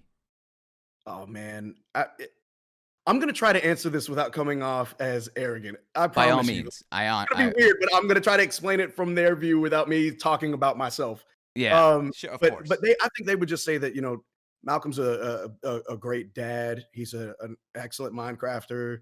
He's a talented musician, an illustrator, author. He's so loving. He promotes positivity, and he wants to see others succeed. Like he's inspirational. He's like those are the things that I've always strived to be, and they've just kind of affirmed that over time, man. It's been really, really special.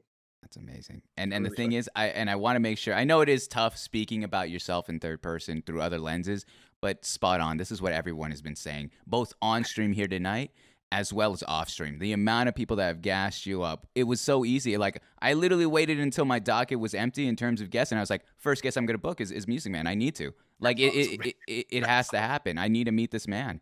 I'm so glad it happened, man. Me too. Let's flip it. Let's flip this one. All right. How would you describe your community to me? If I showed up on your stream and I was like, "Yo, Music Man, tell me about these people that I'm in the chat with," what would you say of them? I would hands down tell you, welcome to the absolute best community on Twitch. And I'll tell you why. And I know everybody says that, but when I say it, it comes from a totally different place.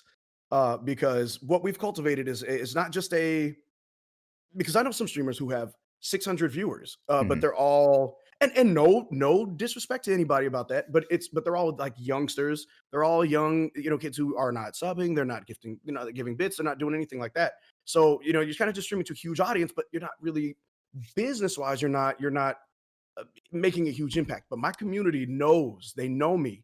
They know that this is my only job right now. They know that every bit, every sub, all of those are so important. And they go, when I tell you they go off.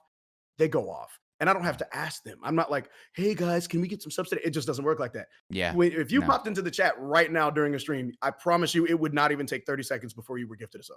Unreal. That's how and every time we go and raid people, man, it's like we don't just raid, we change lives. Like when I drop my community on somebody who has maybe just got an affiliate, or we get them to affiliate and we raid them again, my community will give them a 7, 8, 900% hype train almost every single time. It is just what they do. It's what we do. It's how we go around, and it's just kind of exemplifying what we've always talked about as far as changing lives and making a difference in the world. Like that's always what our goal has been in my community. Man, you would have to be there to see it, but they are insane. I'm in. I see. It's about They're the reason I get to do this full time. That's awesome. That's awesome. Man. We can't just be on the mic spewing. That a big part of what I wrote on that blog about push your partner kind of cripples creativity, because it's tough to break out of what you've done to get you to affiliate. but Yes. being able to live what you're saying, that false authenticity. It's easy to run into a script of saying nice things. Hi, thank you for Right. this, and exactly. Right, But right. to actually embody that and say, all right, well, let's pay it forward. Let's gas up people that may not have the same audience or the same eyes on them time and time again. Let's give Right. them the spotlight because we've already had ours. Yes. We've already eaten, we've already done our thing. We don't need to be Absolutely. the ones that got to keep being on top. That's so beautiful. I True. love that mentality. Yeah. We need more of that around here on Twitch. Yeah, man. And that energy comes back to you, man. I'm like True. like we were saying before, big believer in energy. That energy always comes back no matter what, even when you're not expecting it to. I do everything from the heart, so it's it it's going to come back and you don't even have to go, well, I'm going to do this because this will happen to me if I do. No, that's not how I operate. Like for example, let me I can spotlight my community by saying this in this one sentence. I did a charity stream for the Children's Defense Fund back in November, and my community raised $8,000. Holy wow! I did one day of 9 hours, and we raised $8,000. That's amazing. And it was unreal, man. Streamlabs shouted me out on their Twitter for it, and it was overwhelming. So, long story short, I built a lighthouse in my hardcore world. I built this big, beautiful lighthouse with the working light at the top and a spiral staircase. Up the spiral staircase, we have item frames going all the way up. And in the item frames, we would put, depending on the amount donated, we would put like a gold ingot or a gold block, a diamond block, netherite, all the way up, going from, anywhere ranging from $100 up to $1,000. And I had 3 different donations that were $1,000. So those went to the top of the lighthouse. And that's just that'll always be a staple of something that we did. And it also, we also have that lighthouse set up for future charities as well. But that's So just, cool. that right there, that explains everything I need to explain about the community. Yeah. They're amazing. They're unlike anybody else on Twitch. My mind's blown. Like that's so awesome that you guys came together for that cause. Yeah, And then man. not only that, you paid homage to them in a way that, again, it'll be there for as long as it's there. You can go back and check it out. That is so awesome. That's so cool. I love that. And even when I lose the world, one day I'm going to die in that world. And when I do, I'm going to make the world downloadable so that they can all go in and explore the world and just go and look back on all the stuff that we built and did. But I'm trying my best not to die. You're I gonna want it to last. My goal was to build a really cool hardcore world that lasted a long time, and I wanted to build it into something beautiful. And so far, we've made that happen, man. And they've stuck with me through all the times I almost died. Well, we played already a clip of you doing that. All right, we never know. Hopefully, you're playing more careful, Music Man. All right, you're almost to a year. Yes. That being said, my man, you finished the first section of the show, all right? That's the streamer life. That's the intro. That's the easy stuff there, all right? But we're going into the meat and potatoes, the heart of the matter, the life story section. Before that, though, I usually take this time to kind of do a bathroom break, but also give you kind of the spotlight with everyone that's watching here. Do you need to use the restroom at all, Music Man? I could probably run really quick. I think okay. I could. You could go first, and I'll stick around, and then we'll switch off, and then we'll get started on the next section. How's that? That is perfect. Dope. I'm gonna kill my camera for just a little bit, and I'll be right back. Go ahead. You're good to go. Appreciate you, brother. Oh, not a problem. I should probably switch over to the main cam here. All right. Yo, how you guys doing? Carla, thank you so much. Bathroom break. I know, it's typical moms. This is a quick talk trash. Guys, you saw that clip? You guys saw that clip? How have we all been doing, man? How are we all buckled in? I hope you guys are cozy. Moms, why are you so beautiful? It's the lighting, all right? Don't be fooled there. It's the angle of the camera. It doesn't show the double chin. I have it tilted. And then the most screwed up thing I've ever heard was my friend was like, man, moms, you got the voice and the face for radio. I was like, damn, what in the world did I do to you? What was that attack? What was that? No, I'm joking. Big shot. I've been seeing you shoot shots all night, all right? By the way, Parker, thank you so much, dude. 9 months, we have a baby. Expect everyone that's subbed and all that, man. I appreciate that. Notice that I'll keep pressing a button whenever I see one. What I do is I DM people directly after the show, or within the next 24 hours, just because it's really hard to go from interview to thanking to interview to thanking. So, I try my best to whisper to all of you guys on Twitch. So expect that within the next 24 hours. Get them, moms. Get them. That's what I'm saying, Tina. That's what I'm saying. I don't know. Mom's being all humble and she is adorable. What do you mean being? What do you mean being? I give off the same energy someone passes by, all right? So that's why on Monday I had to show a little extra dose of nasty, dude. I gotta show a little edge. Carla. I'm glad I hope your stream was good today, Carla. I wanted to pop by. I thought usually you stream later than I, so then I can go into yours, you know? That's how I thought this plays out. Grady. It's crazy how it's a view above, but everyone calls him Grady. Like I feel like I'm the only person that still calls him a view above. I am doing day now? No way. Oh, so then I could watch you prior to going live. Oh, perfect for my schedule. You just got one more viewer. I'm doing days now. Who? That's messed up. That's beef, dude. That's beef. Naughty is an interesting. Yeah, naughty's an interesting word. By the way, Carla's mom's still VIP. All right. Hey, Carla's mom's still VIP. All right. Real recognize real. Real recognize real right there. Here we go. Do you have any special ladies in your life, moms? Right now, nothing official. I mean, I'm somewhat talking to someone, but at the same time, it is COVID / a little tough. I kind of screwed up Valentine's Day, guys, but that's a whole other conversation we'll have. There was a storm here in Seattle, a snowstorm. I couldn't drive, and I'm kind of in the doghouse, guys. I'm in the doghouse. I'm gonna need you guys to bail me out, ladies and gentlemen. Well, I mean, long story short, there was a snowstorm, and I couldn't fulfill Valentine's Day duties. That's pretty much what it comes down to. Oh, there you are. All right, Music Man. Oh Lord, what did I miss? What did I miss? They were just trying to. They're trying to ask me, do you have someone special in your life, moms? And I was like, not really. Kind of like it was one of those ideas where it's like, I would say I would classify us as friends. I would be like, all right, just friends. We're being friendly. All right, I'm not making any moves. Yeah, but yeah, kind of messed up Valentine's Day. That being said, Music Man, they're yours. Go ahead, pop up in the chat. I'll be right back in a minute. Yes. Okay, hold on. Let me pull up the chat. What is going on, you beautiful people? So how are you guys enjoying the interview so far? I know it's weird not seeing me with the green screen and all that good stuff. But look at you guys. Hold on, let me pull up the chat. Let me check. Jamie, Hard, Mad, Arjov. Look at all these.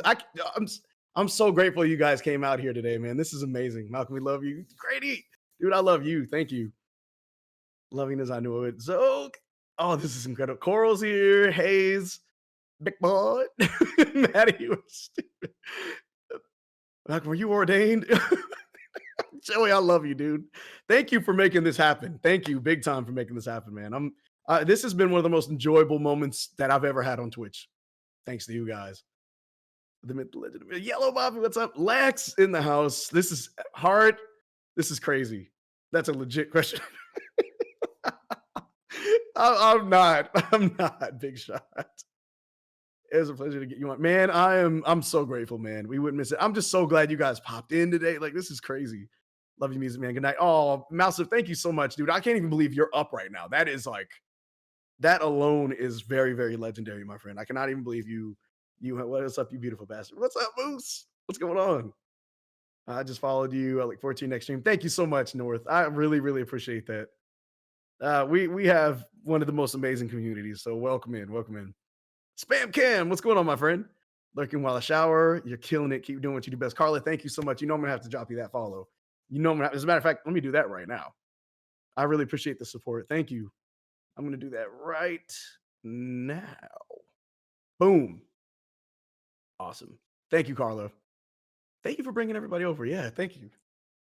Big chillin' been lurking for most, but I'll check the VOD on tomorrow. Yeah, I'm looking forward to it. I think tonight is just man, like this is the most freeing, fun, chill, just incredible experience. And like having you guys here doing it with me is like, man, it's just the best. It's the absolute best. What will it take to get you ordained? We have to wash my mouth out with soap first, big shot. Now, damn soap. We need we need to throw WD-40. We need to use some bleach. We need to use. I did walk Maddie down the aisle. Actually, I did. Windex? Yeah, exactly, Captain Ducky. I will not stop today. Oh man. Oh man. Are they giving you a hard time, Music Man? They giving you a They're hard going time? off. It's amazing. They're going off.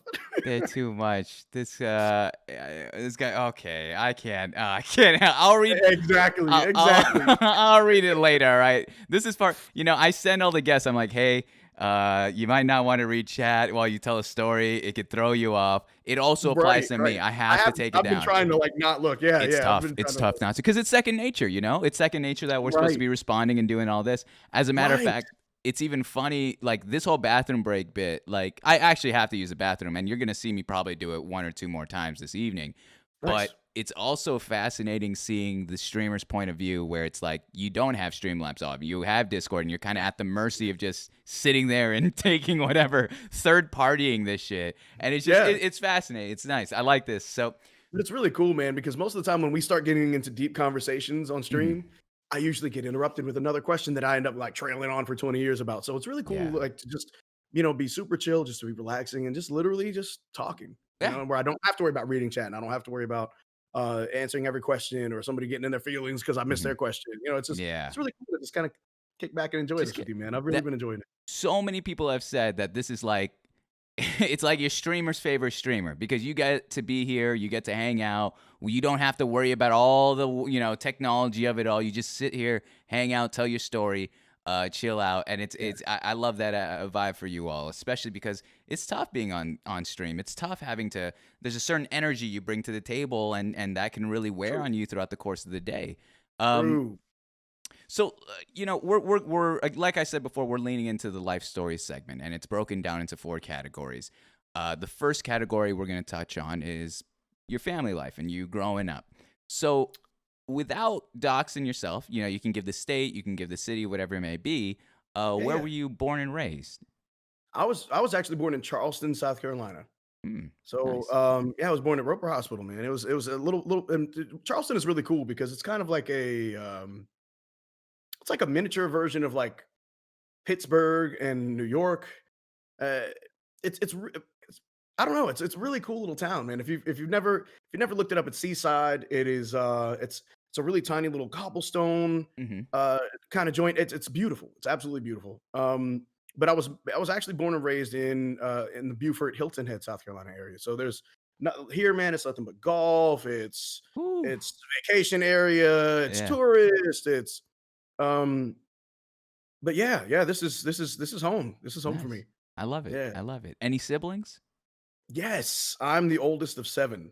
Yo, I'm the oldest of 7. Yeah, yeah, you, man, and when I tell you that this segment of the show is about to get deep, yeah. I'll try to keep it. I'm gonna try my best to not get too personal, but hell, I might. I mean, Because this is raw and real, and I wanna make sure that we keep it that way, man. You guys are gonna get a really good understanding as to why I am the way I am. So, Music Man, actually, I didn't even get to tell you this, nor did I tell the people that are watching. I usually preface this at the beginning of the life story, but you know, Yes. I'm not gonna push you to talk about anything you don't want to talk about. That's my number one thing. As much as a streamer has to focus on the community and chat, they're actually, and I hate to say this aloud, they're actually secondary to in this show, because I got to take care of you first. And so I'm Thank not you. here for the gotcha questions. I'm not here to talk to you or, in a way that makes you uncomfortable. If there's any question or any topic you don't want to talk about, whether you just tell me, hey, man, that's too personal, or you give me a vague answer, we will move on from there. Yeah. So no Yeah, problem yeah. with I'll that. literally just be like, I don't really want. Yeah, Yeah, you I'll got it. just tell you. Yeah. You got But it. I You don't know, got it. man. I don't know if there's anything that's gonna be off topic. It's just gonna get. It's just Probably gonna get deep. Okay, It's because let's there's a lot shoot. that the community doesn't know about me and why I am the way I'm, why we're where we are right now. Okay. So it's S- yeah, man. So, Music Man, you mentioned that you were the eldest of 7. Talk to me about, Yes. because usually, statistically, from your number 57 in terms of interviews, majority have been the youngest, actually, which is not surprising. We need our attention. Or it's something about being the youngest and attention hogs that just it's in our blood. But I get how it. I wa- get that. how was it being the oldest of 7 in your family? Oh man, it was both an honor and it also sucked at the same time Hmm. because man, growing up, I was literally I'm not kidding you when I tell you that I was a golden child. I was literally a golden child. I didn't run the streets. I didn't smoke, drink, party, anytime any kids were like, "Hey man, come over, let's go do this, man, let's go do that," I'd be like, "Nah, man, I'm gonna stay on my music tonight. I'm Mm. gonna be working on my music. I'm gonna be writing a song, you know." And this was when from 13 all the way through high school. I was like, "Nah, I'm good." I did not attend one party, If, not one party. That's just if I didn't do that. So I didn't. I never got into anything. I never got anything bad. The most I did was sneak out and walk around the town with my best friend Anthony. Like that's kind of like we literally would just sneak out in the middle of the night, just walk around in Georgia. I also grew up in Waycross, Georgia, because when my parents split, my mom remarried a guy from Georgia, and that's where I ended up spending from about 12 to about 17 mhm. living. So yeah, yeah, yeah, If I may yeah. ask, you know, that lifestyle, parties, drugs, sex, alcohol, all that jazz is very prevalent in the teenage years. What Oh, made you 100%. decide to go against the grain and be like, which is sad for me to say, but go against the grain and say it's not for me? I'll tell you why. I'll tell you exactly why. Because I knew that every choice that I made was going to affect, and we're back on the vision thing. I knew that every choice that I made would affect the vision that I had for my life later. You know what I mean? Like I knew that, like, okay, yeah, I could go and do this, or I could get busted doing this shit, but this is gonna hold me back from getting a job that I want, or this is gonna look bad on my record for this. You know, like it was like Yeah. literally stuff like that. And I always had a very specific vision. Like I wanted to be this musician. I knew that I was gonna have to work fast food and retail and F&B and hospitality and then eventually law enforcement. Like I knew I'd have to work my way up to doing music full time. I knew that it was not going to be something that would come easily, and I knew that every single decision that I made growing up was going to affect that. Wow. And that's something that my brother ended up finding out a very, very, very hard way. One of my brothers Mm. found that out. He found that out the very, very difficult way. Through near death, with overdosing, with a lot, Mm. all kinds of stuff, man. It's and now he's kind of like, man, I see what you're saying. When we were kids, I get it, I get it, I get it. I was like, that's what I was trying to tell you. I wasn't trying to be Mhm. an asshole. I was trying to tell you that it was going to affect every. Now he can't. He struggles to get work and get a job because of Yeah. the record he's got with, the system. Yeah. And so it's just kind of one of those things, man, where it's like, I'm never that I told you so asshole. Like, that's never my thing. It's just Mm. kind of like, well, I got you now. Whatever you need, whatever way I can help and teach you, I got you. Mhm. But um, but I got being the oldest, I got when I tell you when I tell you I got treated like shit, it was bad. It was really, really, really bad. I got treated like I was the worst child you could imagine. And all I ever did was want to just go and like just do my music. And I just kind of wanted to escape everything and leave everything alone, get through school. And I was treated pretty harshly. My parents divorced when I was 7. Mhm. And they both went on to, so they both together had me, my sister, and my brother, or my brother and then my sister. And then they both had my mom had a daughter, my dad had a son, a daughter, and another son after that. Mm. And that's why I'm the oldest of 7. So and that's a really long time of Mhm. a lifetime worth of shit. But growing up, I always got the brunt of everything. So it was really, really it was tough, man. It was like I didn't do shit. Like I went to school. I was that kid that when I was in high school, I ended up moving out from my mom's, and we'll get to that point. But I moved out when I was 17, and moved here to South Carolina to live with my dad for a little bit. Mm. And it's a really long story, and I promise we're gonna get to it. Just we're gonna get to. I'll tag back on all of that. But I left and was on my own. I was that kid that when I moved in with my dad, I was working 6 days a week at an Italian restaurant, and like Monday through Friday, I was bussing tables and I was waiting tables, and then on the weekends, I would literally stay there all day long and do the morning shift. Stay there, flip the tables, do dinner, be there all day. Literally, that was all I ever did. My only day off was Monday, and I still had school that day. So I worked and I got my own car. I was, making sure that's literally all I did was work and school, and somehow still got into it with my dad, man. It's just like I don't know what it was. I don't know what he just didn't like. And my dad was my hero. My mom was also my hero. Um, until I was about 12.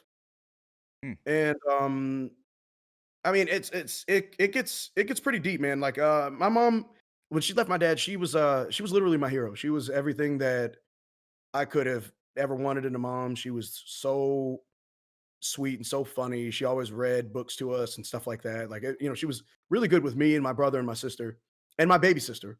And then there was a moment where it looked like they were going to hook back up, my parents. And of course, that fell through. And my mom met this guy who is a member of the Mormon church. We're not going to even get into, we're not even going to get into the religion part. We're not, course. I know what not to touch on. Yeah. So I'm going to try to stay away from that. But he, first of all, let me preface this by saying I'm actually biracial. So my dad is black and my mom is white.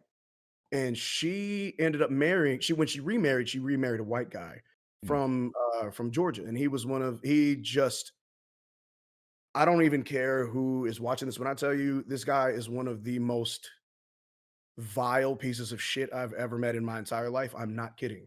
Wow. He was just he was just a racist. He was Mm. abusive. He did things to me and my siblings that I would not wish on my worst enemy. He said things, he manipulated. He was just an evil son of a bitch. Yeah. And that was why when I remember just being a kid, like I just kept looking at my mom like, why are you okay with this? It went from my mom being my goddamn hero to like, who are you? Yeah. It was, you know what I'm saying? So I remember being, I just remember being a teenager going, okay, I swear to God, when I have my own children, that is going to be the time that I take to reset this shit. Because I basically took all of the brunt, all of the abuse, all of the bullshit, and I turned it into, I said, instead of allowing it to put me in a position where, the reason I left the house at 17 is because I was going to kill this guy. Like, Mm. it's the only reason I am not in prison right now is because I wanted to get to a point in my life where I could be a father and I could enjoy my family and Wow. not and leave all that shit behind. And I just wanted to be a dad. I just wanted to be. And every single breath that man takes to this day is literally a gift for me because that was a time where I could have really slipped.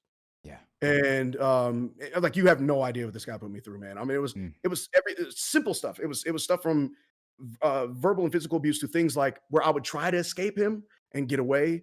Um, I would go up to my room to try to stay away from everything and get away from everybody, and I would sit and just try to practice. I would just sit and try to practice my guitar or get on my computer, try to produce music. And this motherfucker would go and cut power to my room so that I could not play, so that I could not Fucking practice, so that I petty. could play. And it was just like, it was stuff like that every day, man. It was every day. It was stuff like that. Mm. So, and then watching what my siblings went through, I tried to stick around because I knew that if I left, it was going to get even worse for my sisters and my Mhm. brother. He's the reason that I ended up in foster care for a while. Like, some social workers came over to the house to investigate something that my dad had called on. And when they showed up, he like exploded on them. He went crazy. And they were just like, you know what? We're done here. And next thing you know, me and my brother went to one house. My sisters went to another house. We didn't see them for about a month. And I remember just sitting there in foster in like the little at social services. We were sitting there at uh, in the building before we went to the first home. Before we went to the home that me and my brother went to. And it's to this day why I can't watch Wallace and Gromit because that was literally all they had. A little TV in there and some toys on the ground. And I remember seeing some other kids there. Um, but all they had was Wallace and Gromit on the DVD player Yeah. at the time. And I just remember sitting there looking at this like, I cannot fucking believe this is happening right now.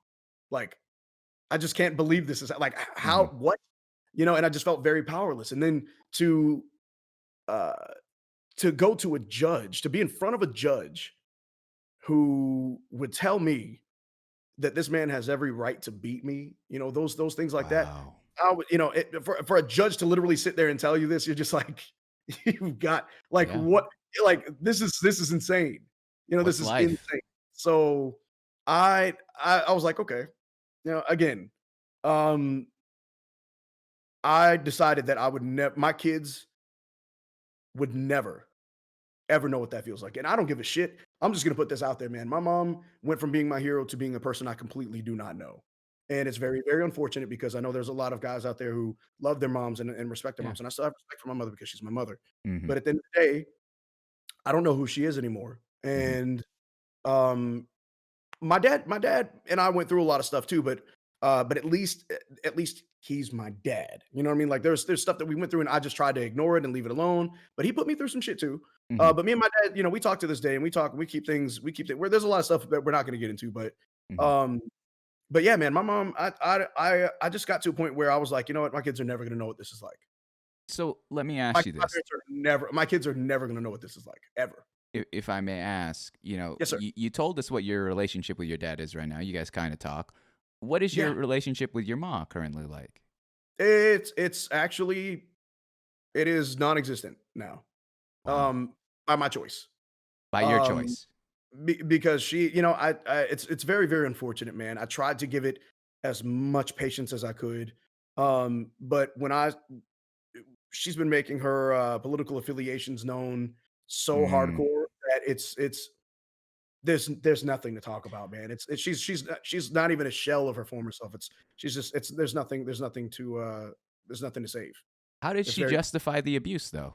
How did she Oh, it was justify? always something. It was always, "Oh, he's off of his meds. Oh, he's this. Oh, he didn't do that. It was denial left and fucking right." I mean, I watched her get Wow, her head smashed through a wall and be knocked unconscious and yeah, still denied the shit. So it makes that's perfectly insane. it makes perfect sense why she, went with the political route that she did, because that's Hmm. just Hmm. it's how it happens, man. And this is just a tiny glimpse. Like I don't even need to get too deep into it, but that's Of just giving you course, guys we're skimming yeah, skimming the surface of the of shit that I course. dealt with. It's why I have made such a point of being um an amazing dad, a loving dad, a present dad. And my dad, at that time, he was really like, he was going through a lot of stuff too, because he was pissed off. He was mad that this was happening. He was powerless to do anything about it. He lived 3 hours away, so it's not like he could be there instantly when we really needed him. And he knew we were going through a lot of stuff, but it was just Mhm. like, man, it was tough. It was Mm, really, really, really tough. But then, like I said, then I move in with him, and it's just like, yeah. what were you fighting for? What? But see, like, I will say this. I will say this. I grew up watching my dad. My dad was my and still is. It'll never change. My dad is still my hero, man. I remember being as young as 3 years old when Bobby Brown's "Don't Be Cruel" stuff was out. Like Mm, when music was in that lane. My dad used to bring um, he used to bring clients into his studio and record them and do mixing and mastering and record using an MPC 2000 or the MPC drum machine, and then he'd have like all these ADATs and stuff like this that he was recording on, all this crazy, all this like old, all this technology that's so old now. But I was 3 years old. I remember sitting in his lap watching him do this stuff, and that's all I've ever known. Like I've only ever watched him. My dad is like an alien. He's one of those people that's he's such a genius that mm, it's like he almost can't focus on just like being a person, because he's so genius, and he's so special. He's so unique, man. This man is proficient on 26 instruments, wow. and it's he's like one of those people. He's just like brilliant. Yeah, So that's you insane. know, That's crazy. the way he would teach me to play is like he'd be like, he would do some crazy lick on the guitar, and then he'd be like, here, now you do it. And I'd be like, but I can't. Yeah. And he'd be like, son, I'm telling you, if you can make that character on that Mortal Kombat game jump, flip, and kick and knock the guy off and do the finishing move and all that, you can play Yeah. music. And goddamn it, I hate him for that because he was right. But I watched him. He had a band here on Hilton Head when I was a kid that I watched him play several different venues, man, and the band was amazing. Mm. And I remember saying to myself, like, I'm never gonna do this. Like, I was like, I'm never gonna have a band. Like, I don't want to be playing music for a bunch of drunks running, dancing around and being annoying. Yeah. And lo and behold, man, I grew up, and it was a fate I couldn't escape. I am now Hmm. recording clients in my studio. My kids are sitting in my lap while I produce music. I have a band that I play with now and travel. It's just like I couldn't escape the fate. Yeah. Uh, but it's really, really cool, man. It's really cool. It's been a hell of an experience. But I always thank my dad for the gifts that I got from him. Mm. And also my mom's an artist. She's a painter, and I definitely got my artistic side from her as well. So I'll never not be thankful for the genes, if you What a will. story arc there. And we're just getting started here, but what a Oh yeah. story Oh yeah. arc of you growing up and just I would say the tragedy of what you've had to go through and the bullshit of it all. And then it's interesting. We started off that story where it's like your relationship with your dad and you just there's a lot of tensions, there's a lot going on. So again, I want to There's like something we reiterate really can't talk about because it's just we just exactly. kind of like don't talk about those things and You we're don't good. talk about that shit.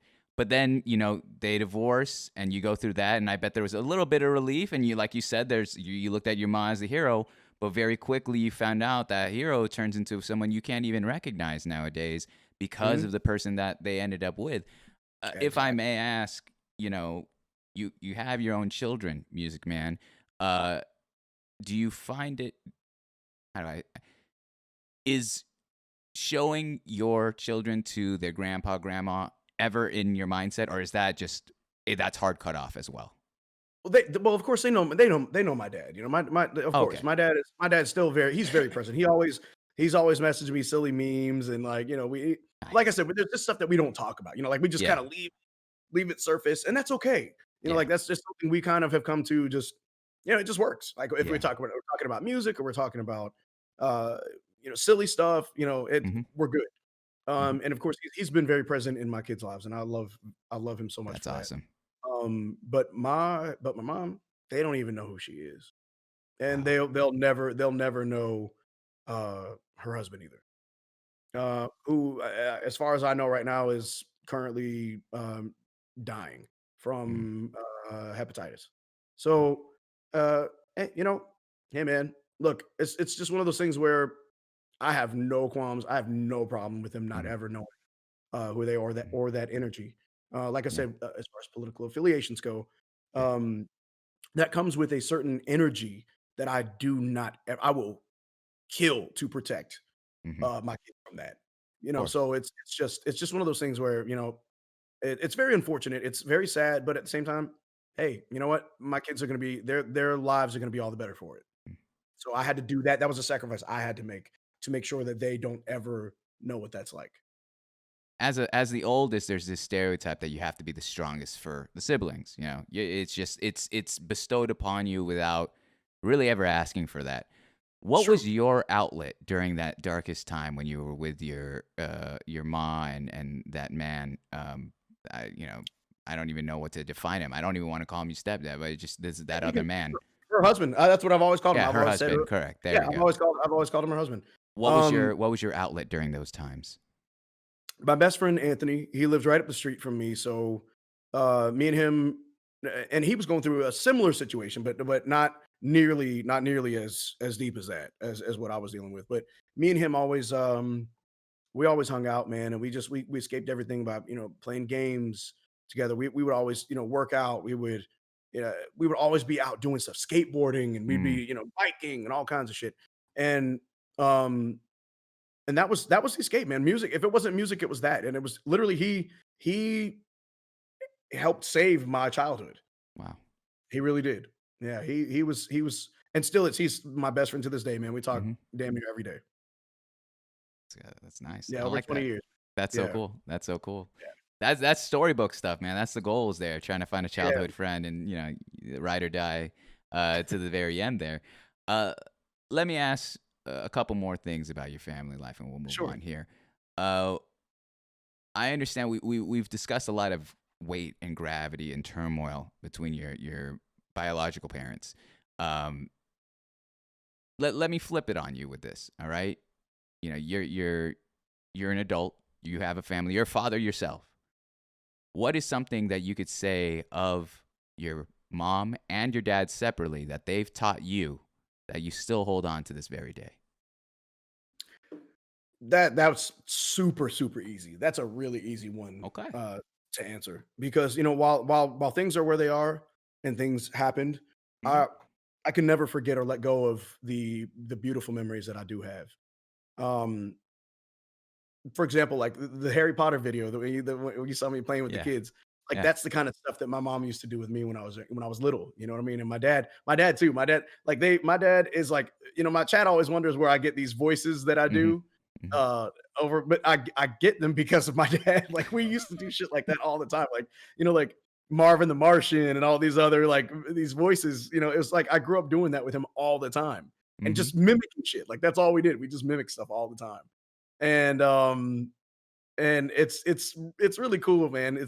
So those things I incorporate into fatherhood and into parenthood even because of the things that my mom did. My mom, when she read stories to me, she would put so much character into them, and she would read them with so much action and so much like she would be so like she would literally act these things out. My dad was just the same way. He would tell the story, he would do all these sound effects and all this funny stuff, man. So I've carried those memories into my parenthood where I do the same thing with my children when we're reading together and stuff like that, man. So I make sure to embody the good parts of them, That's beautiful. um, and yeah, and move forward with that. I love that. I love that so much. It's Yeah, it's I ask those questions especially when we have the backstory where it's a bit heavier, because yeah, even with all the shit that's occurred in life, we're still able to see the silver lining. We're still able to take the yes, good and apply yes. that. And I Really want glad that to you be. asked that. It's contrast, we have to ask the Yes, contrast question. Uh, let's talk about your younger self with one more question here, and again, we'll move on to the education part.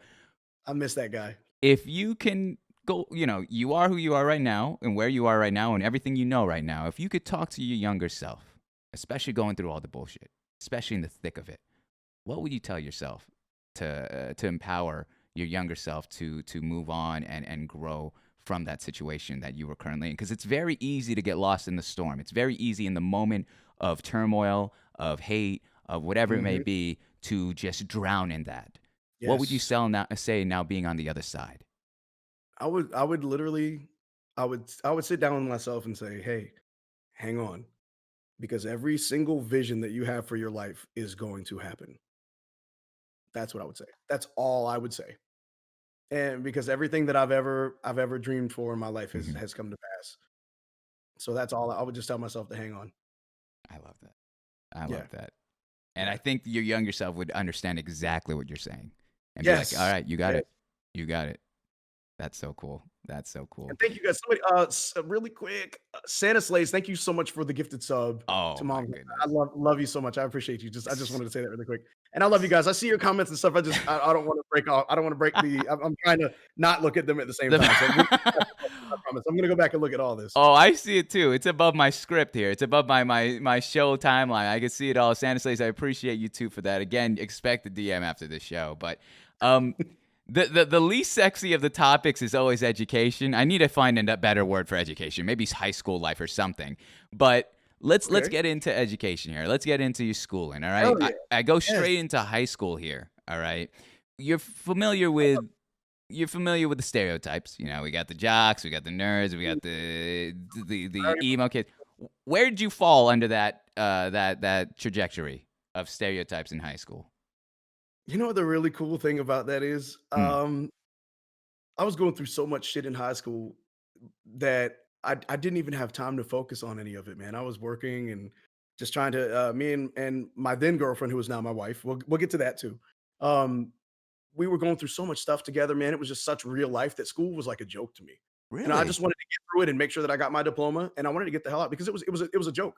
Like all the stuff. I was literally sitting there, and I'd be sitting in the lunchroom, looking around at everything around me as it was happening, listening to the conversations these Mhm. kids were having, just saying how much this shit is not going to matter in even 5 years, 10 years. None of it's going to matter. All the Mm. stuff that they think is so important and so life changing, it's not going to matter. And I just thought it was so silly, all the stuff that Mhm. they thought was so important and the things that mattered to them or why they wanted to fight somebody or this and this and that. And speaking of, um, when you said the jocks and the emos let Yeah. me tell you something about myself. Go And ahead. something that I've always prided myself on is how I had friends in every single group. Every I can see single group. that. I literally connected with someone from every single group, and I'm still in touch with them to this day. Um, and it was like it didn't matter. Every single group you can imagine in your head, I had friends there. Because I was just me. I didn't fall into any. I didn't run with the jocks. I got nominated for prom king when I was a senior, and I was like, what the fuck? I Yo, was like, what? "What?" I was like, "I don't even I'm not even at school. Like, what are you talking about?" And and so, it was insane, and I was like, "Wait, what?" I was like, "How the hell did this happen?" So, uh, but when I was in school, man, I was that guy that, like, and I'm not like here to, like, brag about Of myself or course. anything like that, but just to give you more perspective, like, when I was at lunch, Like I would even the little just a little bit of money that I was scraping by with at the restaurant that I was working at. I would give the last little bit of money that I had to my friends to buy lunch or to get a drink or to get a snack out of the Mhm. machine or whatever like that. They literally I could show you a clip right now that's on YouTube from my 2006 or my 2005 year at the school that I'm at. I don't obviously I wouldn't pull it up here because then it's going to dox me. Um but there's somebody at the end of the year clip. There's a small slow motion clip of me with my wallet open, pulling money out and smiling to give it to a friend of mine so that he could get a drink. And I'm so glad that somebody caught that because that was like literally that was all I ever did. Like that was who I was, man. It was just who I was. You spotted Like, them. Yeah. yeah, That's man. huge. That's it's just so cool that they caught that and somebody sent it to me and I was like, whoa. I was like, baby music man. You know, Mhm. so it's but um but yeah, man, I've always been that way. I was always very cool with everybody. Um, but I also didn't fuck around. Like people knew that. People knew that about me. They knew that like I was a guy, like you can ask, like I broke up a lot of fights and Mm. I schooled these cats instead of like being ready to fight somebody. You know what I mean? Like because I Mhm. grew up doing martial arts with my dad. So I'm very, very well versed in Sheesh. I have no problem fighting. I have no Yeah. problem with it. And I hurt a lot of people when I needed to, but it was only Mhm. when I needed to. I wanted to avoid that. I wanted to stay away from that as much as possible. I was the Mhm. guy that turned bullies around. There was this kid that used to walk past me all the time, and he would like bump my shoulder every day. And this was actually when I was in middle school. Mm. He would bump my shoulder every day, like just trying to start shit, like it's just stupid stuff. And it was actually when I was in foster care, while I was dealing with the foster care stuff, he kept bumping my shoulder.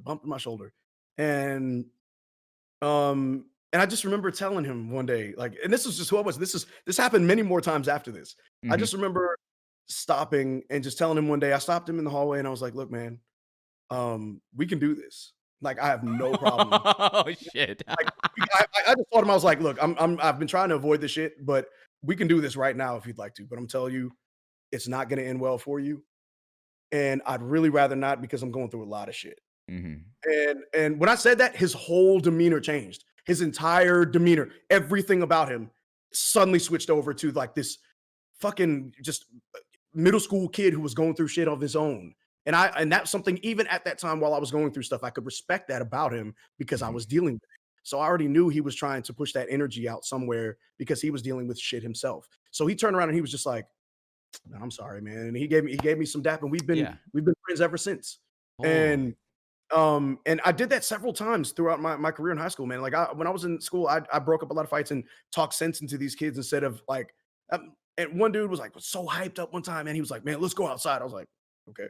Mhm. So we went outside, away from everybody. They're all peeking out the window and everything. And I just same thing with him. And I was like, "Yo, we can do this right now. Mhm. It's not a problem. I don't have a problem doing that. What I'm Jesus. trying to That's tell you is scary. That's since scary. I was just trying to tell him what I'm trying to explain to you is that I'm trying to save you and tell you that it's very senseless to do.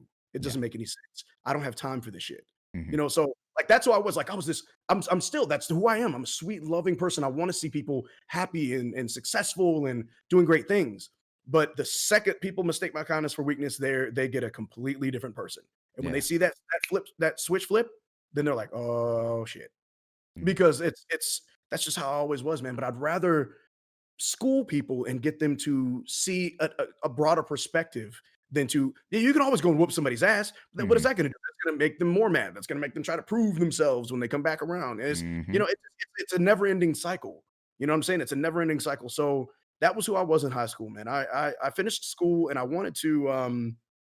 I'm sorry. Did you have any other questions to ask about like my school? I mean, you time? just a grown ass man, dude. You make my job a lot easier. You know that, music man, because you've actually no, honestly, like all the questions I have pretty much are kind of hold people's hand into telling their story. But you are one of the first, honestly, that have taken the reins, and I love this. Like again, you've made my job easy. I just have to almost pick and shoot my questions because it's just like, oh, he's just gonna do it for me at this point.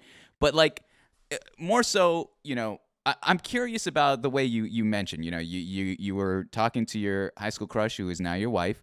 It sounds like you treated high school like a 9 to 5, like you were just strictly there to get your diploma and I'm out of there. Was there no Yeah. co-curricular activities? Was there no sports? Was there no any of that No, stuff? I didn't do sports. Like I said, man, I was working so much It was like Mm, I would literally go to school. I'd get off at 3 and I would go home. I would literally change at my dad's house. I would change into my restaurant gear, go mm, straight to the restaurant and work there from 5 to 11 o'clock. jeez.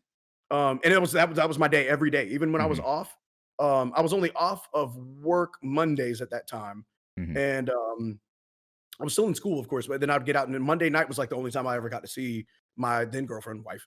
Now, but man, I mean, I met I met her when actually we'll get to that part. We'll get mhm. back to that. Oh, yeah, we But got that. That's in regards to high school, I really wanted to go to college. I wanted to go to the Savannah College of Art and Design at first. I wanted to be a sequential artist. I wanted to mhm, work on movies. I wanted to do the sequential art for Pixar and Disney, but man, like the school that I wanted to go to was like 30 grand a mhm, semester. Not even a semester. So I was trying to get my like while I was dealing with all of this stuff, like the stuff with my dad, trying to work and dealing with my girlfriend losing her house and mm, going through that stuff with the when all the crash stuff was beginning back then. mhm. It was maddening, man. I tried to figure out a way to get to school, and I probably could have made it happen. But the thing I said to myself at the time was I made a conscious decision to say to myself, okay, you know what? I'm not going to put myself in this situation. If me and her are going to be together, I'm not going to walk into this relationship with thousands and thousands and thousands of dollars upon debt with no Yeah, guarantee that I'm ever going to walk out of there with a job. I just couldn't do it. true. So I decided that music was going to be the thing that I wanted to do and focus on. Hmm. But I knew that it would be a long time before I could ever make that a full time thing. Interesting. Um, So wait, yeah, so you're telling me because usually the question goes, you know, I take them into a week prior to graduation. A week prior to graduation, you already knew that you wanted to go to. Just to kind of make it black and white for me. yeah. You know, the choices being a 4-year community college, a break, or just going into work. Where did you end up in that trajectory? Did you know what's funny? I actually got out of school. I actually got out of high school a semester early. So I finished in December Oh, of nice. 2005. And let Hmm. me tell you this. So while I was doing all of that, now imagine compound that with everything that I was doing with my dad, my girlfriend losing her house and her parents going through absolute hell, living in their car, living from motel to motel. Um, like I had all of that going on, and I was failing my math class, which is to this day why I hate math. Um, it was probability and statistics, and my teacher was um she was like, "Okay, well, if you just show that you're putting in the effort, I'll make sure that you pass." So I stayed after school, uh, all of that semester, all the way up until December, Mm. making sure that I would literally bring my restaurant clothes to school, stay after, deal with her in probability and statistics, and pretend like I cared. You know what I'm saying? Like sitting there trying to understand what was going on, and I had no idea what the hell was going on. Of course, yeah, that's Um, fair. because I was just trying to show that I'm like, I really am trying, but I suck at this shit. Hmm. Um, so I did all that, and I would go straight to the restaurant right from there. I'd get in my car, go right to the restaurant, go to work, and I did that all the way until I got out in '05. So I come back. Picture this: I Hmm. come back to graduate. I come back to walk with my class the day of graduation practice. It was in May of 2006. I go to walk, and my um counselor comes to me and she's like, "Oh my god, I've been looking for you." I was like, "What's up?" Yeah. She said, "You didn't pass your math class." Oh, I was like, my God. "I'm sorry, what?" Yeah. I was like, "What? Wait, hold up." So and my thing was this. My immediate thing was this. I was like, "Wait, so y'all couldn't tell me? Like, Yeah. y'all had from I was literally off and doing nothing but work and trying to survive in life Hmm. from January to May. So I was like, I could have come back and taken that one class. Hmm. Like, what? I was like, y'all could have emailed a brother. You couldn't have sent Yeah. sent a picture. A Harry Potter owl, some Yeah. shit. There's something y'all could have sent something. So I needless to say, I didn't walk with my class. Whoa. Because that happened. So I never walked with my class. And in order to get my diploma, I had to do um, a summer course of a class that was fucking harder than the class that I failed. It was harder than probability and statistics. I was stuck in there with some adults sitting there watching us who had no idea what was going on, who wasn't even a teacher. So I'm sitting there trying to do this online class. And I ended up running out of time on that. So then I did an adult education course, and I was like, no, fuck this. I'm getting my diploma. Like I don't care what it Mhm. takes. Mhm. So I ended up doing this adult education course in the evenings, and I knocked it out, got my diploma, and moved right on into. You know what's funny? Let me tell you this. When I came back to walk in December or in May of '06, I was already married. I was married. Married, had my own place. I was already doing my own thing. I had lived this whole life, like Yeah, from January to May, and came back to have that happen. And I was just like, wow. this is Wow. insane. That's So insane. I got So married much I at could 19 in 2006. And and so when I came back, I was like, what is this? Like, this is Mhm. crazy. So, Mhm. so yeah, man, I didn't get a walk, and I still never let that deter me from making things happen. So I'm that person that's like, I'm gonna make something happen regardless. Like I'm gonna make it work. But you So got I got that. I I mean, got out of there. Yeah, exactly. You got what you yeah. got. So once that happened, once you had that diploma, all that bullshit that in between again to get to where you are, what was the next step? Well, from that point, I was still working at the restaurant. So it was like me and my wife were literally just trying to survive. Like we got our first apartment, and oh man, it's like a lifetime ago. Like now thinking about this, it's so weird. Um, but I remember we got our first place and we were just trying to survive at that point, man. We were just trying to like figure out what we were even gonna do. Like we Mm, had our place, we were paying our bills, we were working our jobs, I was literally like busting my ass to make sure that I pulled her from the fire that she was in while I was getting out of school. yeah. Like it was just a never ending downward spiral for her family as well. Like they lost their house. Her mom and dad lost their house, and they were living from hotel to hotel, Mm, motels, the car. And she was trying to work and go through all of that at the same time. So like I would go and pick her up and do things like we would just try to make stuff work. So then when we got our own place, it was literally like playing catch up, man. Like most kids have like parents that are like, "Hey, we got you a car. Hey, we saved up money for you to go to school." Hey, wait, man, our parents didn't do any of that shit. no. Yeah. They had nothing saved for us. They had nothing to give us, nothing to start. We were literally in the negative when we got married. Like we started life in the negative. So Mm, we spent that first part of our lives playing catch up. So it was just about survival at that point, man, and making sure that we built something together. jeez. Yeah. Yeah. Yeah. Damn. Well, it sounds like from there, let's transition to your work history then. Okay, because that Yeah. we're going right in timeline. In total, before we get into it, in total, how many jobs, and if you don't want to choose the like, I don't know if you've ever had like the one-off jobs or the quick like and like odd jobs for 2 weeks or a month. How many jobs have you had in total to this date? It's actually funny. I can count them. Let's see.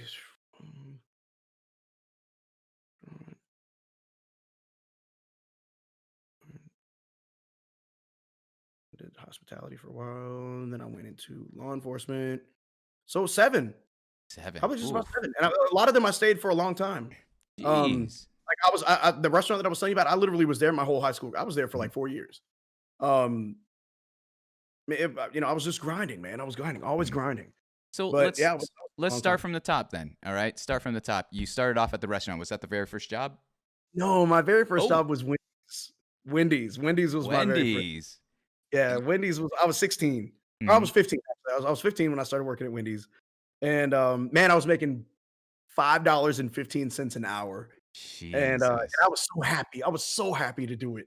I didn't Yeah. even care. I was like, I hated that I came home smelling like grease and all this bullshit, and I was, like, mopping floors and flipping burgers and doing the drive-through and doing all Mm-hmm. the stuff, but I didn't care, man. I just didn't care. I was so happy to be working and making my own money and Mm-hmm. doing my own thing, and, that actually didn't last that long. There was a scheduling mishap. So I Mm. came into work one day and then they were just like, "Oh, you're fired." I was like, "Wait, what?" They're Wait, like, it was a because schedule. Yeah, it was apparently they blew it on the schedule mm. and they changed something and didn't tell me. So I had my schedule written down a certain way, and then Oh, I okay. went out of town and I came back and I was like, "Okay, ready to work." I came in ready to go, Mm-hmm. and it was a scheduling mishap, so I got fired from there. Jeez. And I immediately started working at another restaurant. That it doesn't really count. I wasn't there long before I moved. I Mm-hmm. moved away when I left, Georgia. Mm-hmm. Um, but it was a little place called Captain Joe's, a really cool little seafood and surf and turf place. I enjoyed working there. It was a cool little, I was busting tables and washing dishes and stuff there. I made enough money to kind of get at least a little something to get out of there and move away, and move in with my dad. Hmm. Started working at a little shoe store, a retail place for a while. And then that's when I got into the Italian restaurant. I was there for 4 years. I was there all the way from 17 until I was about 20. Mm. And what did you And do in the Italian restaurant for 4 years? I bust tables for the first like 2 years, 2 or 3 years I was there. I mean, I was just like I bust forever. I was just going to school and I'd come to work and bust tables. Um, and it was cool. It was fine. But then as I got a little bit older, I was like, look, I know these wine lists like the back of my hand. I can sell this stuff. I can do this. So I, I was able to, I forgot what it was. I can't remember. There was something, I wasn't 21 yet. So there was Oh. something keeping me from, like, I think I could serve the wine, but there was something specific. Hmm. Um, but I remember, like, when they started letting me wait tables, that's where I really started making money, because then they saw, like, my personality, they saw how I was with the customers, they saw, like, how I am right now, like, with you, and how, like, Yeah. this is how I am, this is how I was waiting tables, like, it was the same thing, same energy, and they loved it, man, it was great. I had a great time. Once I started serving, that's where, like, everything changed. I started doing really well. But then me and my wife ended up moving, and when we moved away, I had to leave the job. Yeah. So, we moved about an hour away, and I went from there to, hospitality. So I went into working at this little, it was called Main Street Inn. It was a little like a resort and spa, but it was a really, really small place. Hmm. It's an inn. It was really an inn, rather. It wasn't really a hotel. It was like an inn. So it was a really tiny little quaint place, super quaint. They had these beautiful king suites and all this really cool stuff. They had like free wine and beer at night. People could come in. There was a piano in there, so I would go and play that. I worked the 3 to 11 shift, and I'd go and play that at night. And and it was really cool, man. It was just a really cool experience. It was my first introduction to hospitality. Then I went from there to like Marriott and some other really cool jobs, but all in hospitality. Hmm.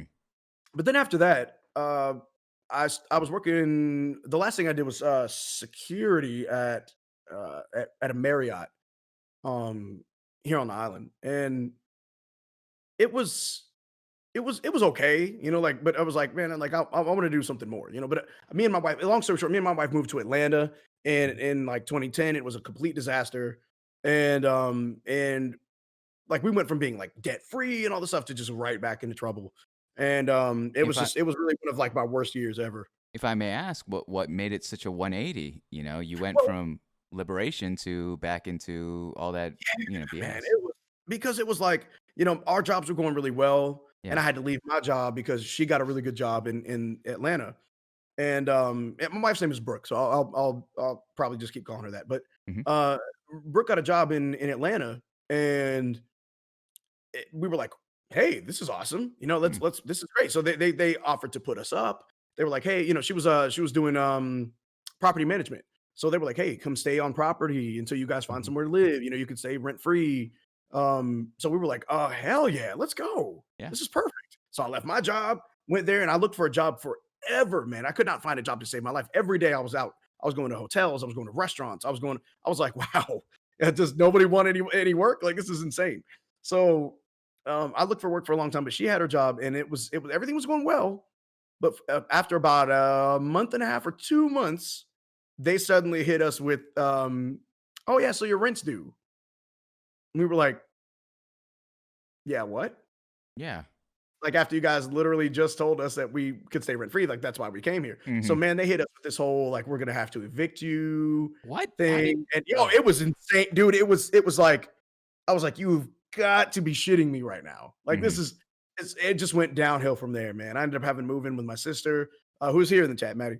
I ended up having to move in with her, and I finally found a job, but Maddie lived an hour and 15 minutes away and I found the job right there where we were living. So it was like, I Oh, was like, rock "Son of on. a bitch." Yeah. It was a Wingate in Atlanta, and I was there, and while that was a fun experience for the most part, it really wasn't. I wasn't making a lot of money, and I was traveling an hour and 15 minutes one way, through 3 different highways, trying not to get myself killed on the road every single day, to make it work.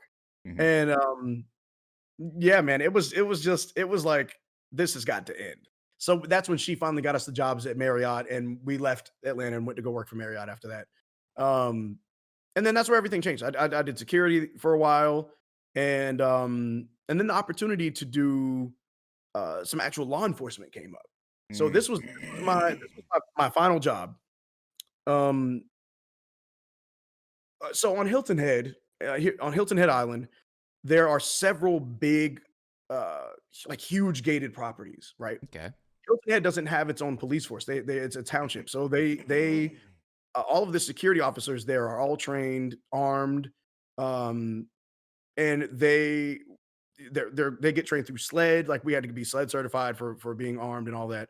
And we had to go do we get our CPR certification. We had to do a whole Mhm. bunch of stuff. We did a lot of training for this. But on the island, they are all deputized on those properties. So there's like several huge gated private communities, but you're deputized on those properties. You can do traffic stops, you do drug busts, you do arrests, you do state Yeesh. reports. Yeah. You do all of it. You have to do all of it. So um, I saw and did the absolute craziest shit I have ever seen in my entire life at that job. Like, when I tell you I've seen more dead bodies, Mm. more child abuse, more suicides, more I never hope to have to do CPR ever again in my life. Yeah. Um, it was there was a lot of stuff that happened at that place, man. Mm. Um, and I'll just give you a quick example. Sure. I was on shift one day. I was the only one on patrol, and I was driving around and I was just, getting some checks done and doing some things and answering some calls. And um, then all of a sudden that call came through, and you have, and this is a huge property of like 10,000 homes. Yeah. Um, so, you got to know the property inside and out. And I was literally the only person on patrol. So whenever county EMS would dispatch a call, like if it was on our property, our dispatcher would call us so we could get there quicker. Mhm. Um, so my dispatcher called and said, there was an unresponsive person at this X address.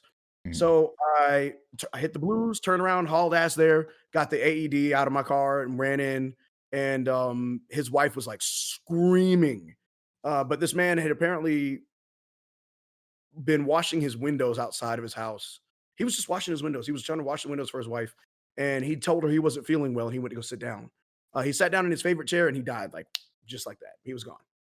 Um, so she was freaking out. She was screaming at the top of her lungs. I came in super calm. Like, this is just how I've always been. Just like when I almost lost my world and I was just like, Yeah. yep. Just like, here we go. Like, always right here. Mhm. I don't know how I do that, but that is like in the Mhm. craziest moments. Like, I freak out about trying to find a parking space in somewhere I've never traveled. But then when it comes to something Mhm. like deathly serious like that, I'm like right there. Yeah. So, um, I had to take him down out of his chair, get him on the ground, cut his shirt open, check his breathing and all that good stuff. And I ended up hooking up the AED to him. It advised me to shock. That's pretty rare. Mm. But I shocked him a couple times. I started CPR, and I literally felt his sternum crack. And I was doing this, and we had done this before, but I'd usually had another person on patrol with me, so we would switch off doing CPR. Mhm. That was literally like the longest 4 minutes of my entire life. Because I did CPR on him, and then I'd have to shock him again. Then I did CPR again. The whole time I'm waiting for the fire department to show up. Yeah. And she's like screaming, she's freaking out, and I literally couldn't even respond to her. I was totally in work mode. And unfortunately he didn't make it, but the fire department did show up 4 minutes later after I was doing CPR. I tried my best to just do it. He was already gone. Yeah. But but you got to do what you got to do. Once you start, you can't stop. So I kept Mhm. doing it.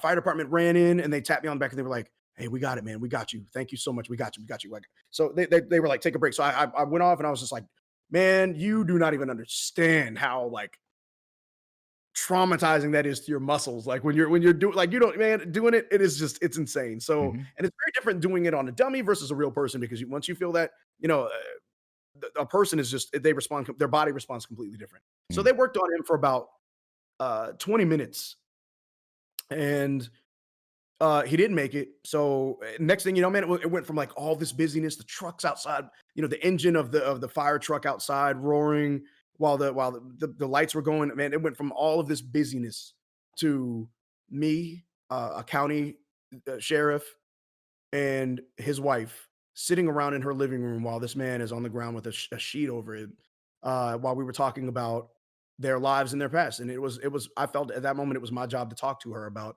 his life and the good memories and to keep her mind going, man. It was just really wild to see the whole process, of the coroner coming out, and then them collecting the body and leaving a rose on his favorite chair where he died, and little beautiful things like that, man. It was just like, it was in those moments that I sat and I looked around at all the pictures, and I just looked at all these pictures of them when they were younger and happy and vibrant.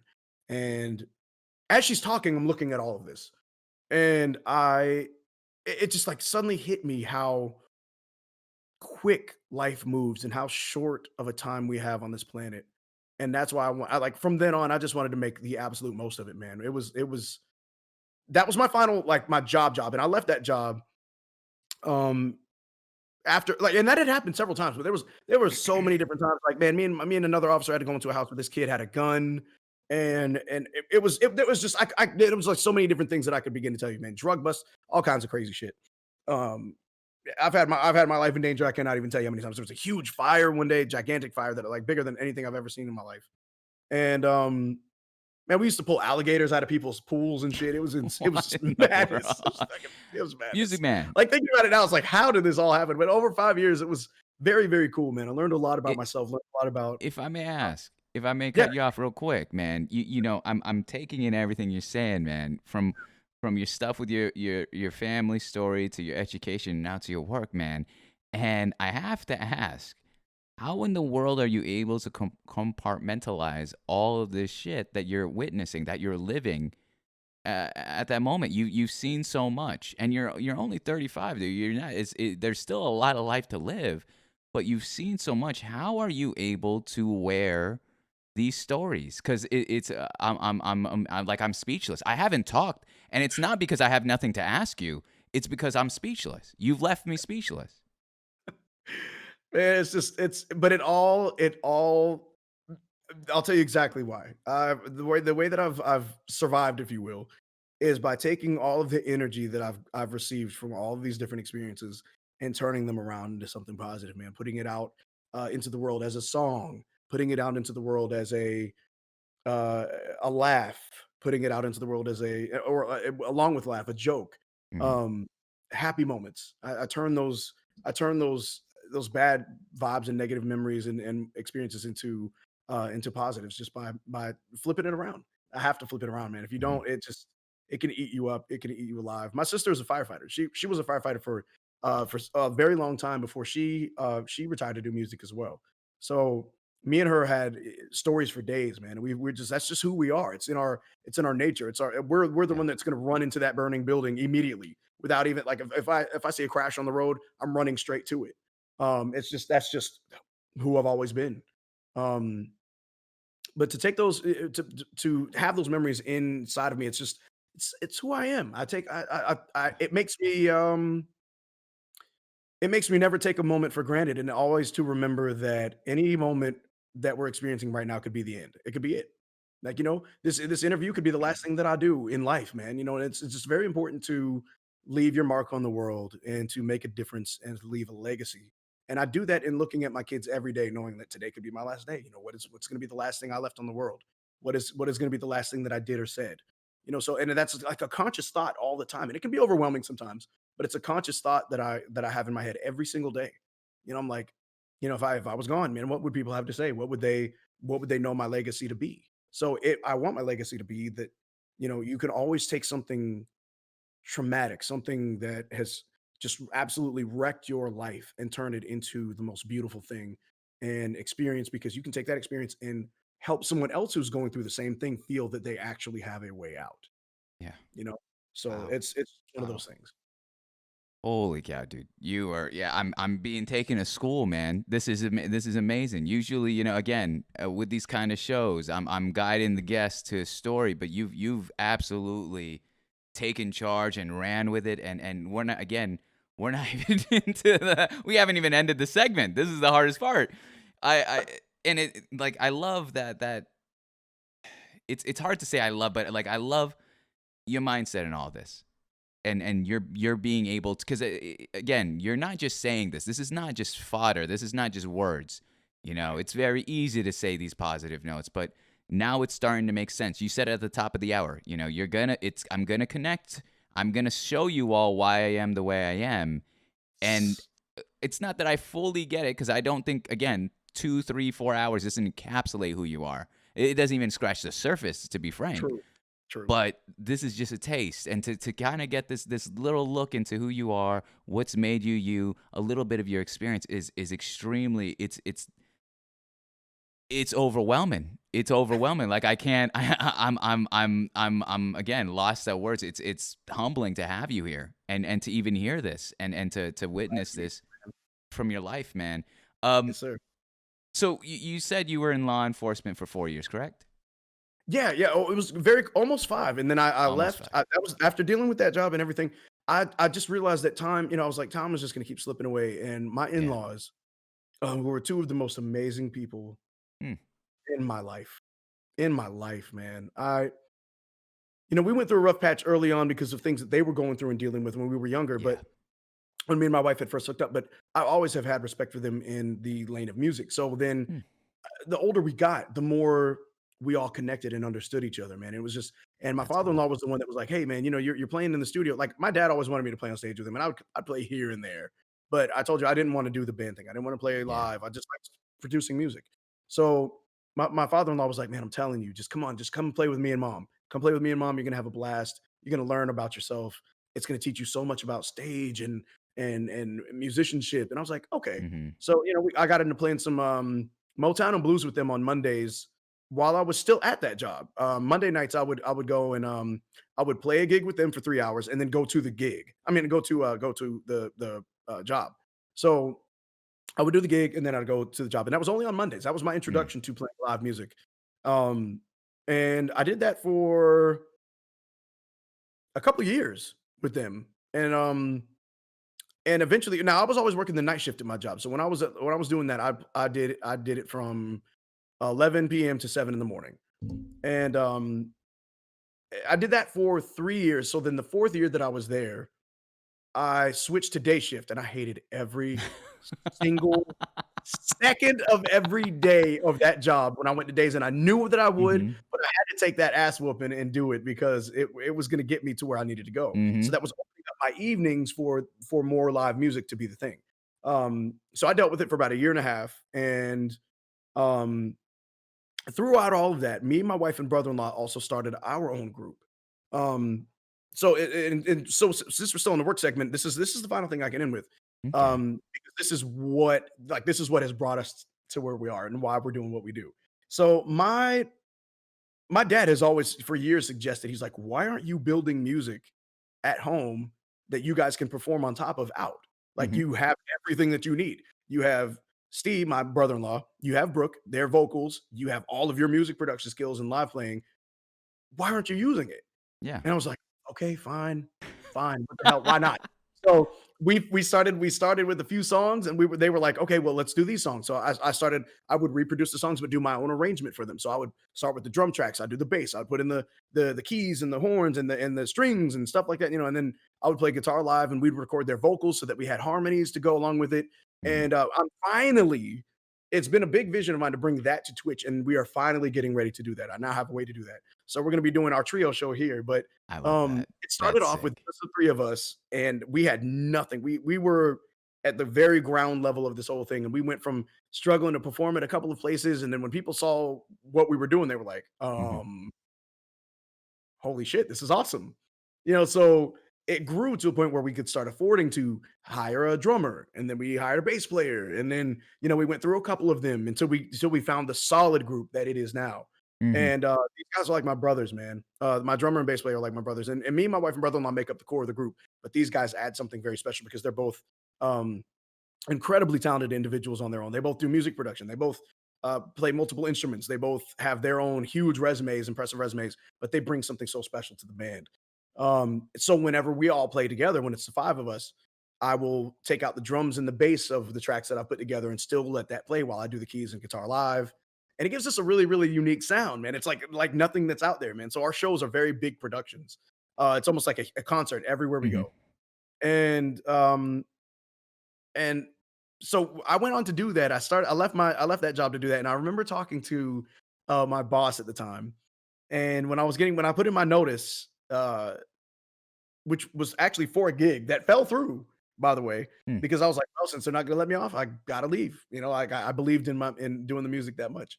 And I remember him telling me, like, "Are you sure this is what you're supposed to be doing for your family and this and this and that?" Mm. And I was like, I said, "Well, with all due respect, sir, have you ever been to one of my shows?" And he smiled and he was like, "I can't say that I have." I said, "Well, you Yeah. should come sometime. It'll make sense." And he just kind of nodded and said, I think I'll do that." And he never did, but he respected my response. Yeah. And I left on really good terms, and I became very, very successful with that. For the next few years, we went on to, like I said, travel up and down the East Coast, perform. Our band grew into something really special. We Hmm. built this house.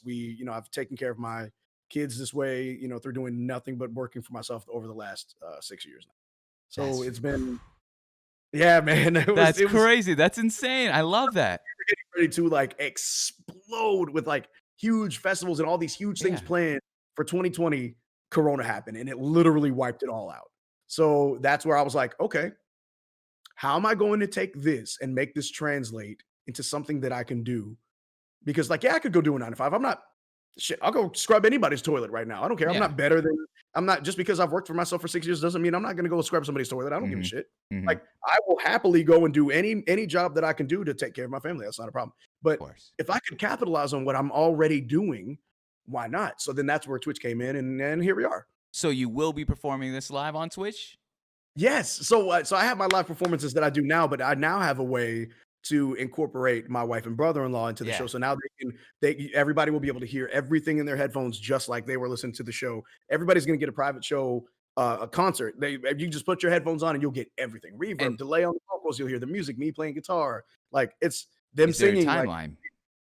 yeah, well, we're gonna probably do about a 2.5 hour show. We haven't set it up yet, but I have to. Okay. I'm gonna be setting up a little donation goal at the Hmm. bottom of the stream, and once that goal has been met, then we'll set up the show. It'll probably be like a Saturday thing, and That's I would like awesome. to eventually down the line get to a point where we could do it every week, every Saturday. I would love to do Yeah. that every Saturday. Yeah.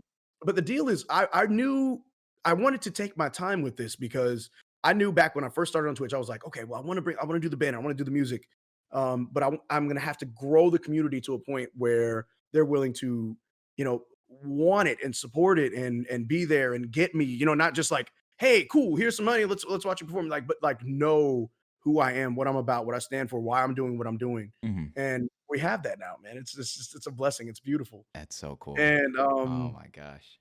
yeah, now we're just we're I knew going in that it was gonna be really difficult to cultivate the community into what it is, but when I tell you it has been worth every little bit of grinding that I did, Hmm. especially at the beginning, man, it has absolutely paid off.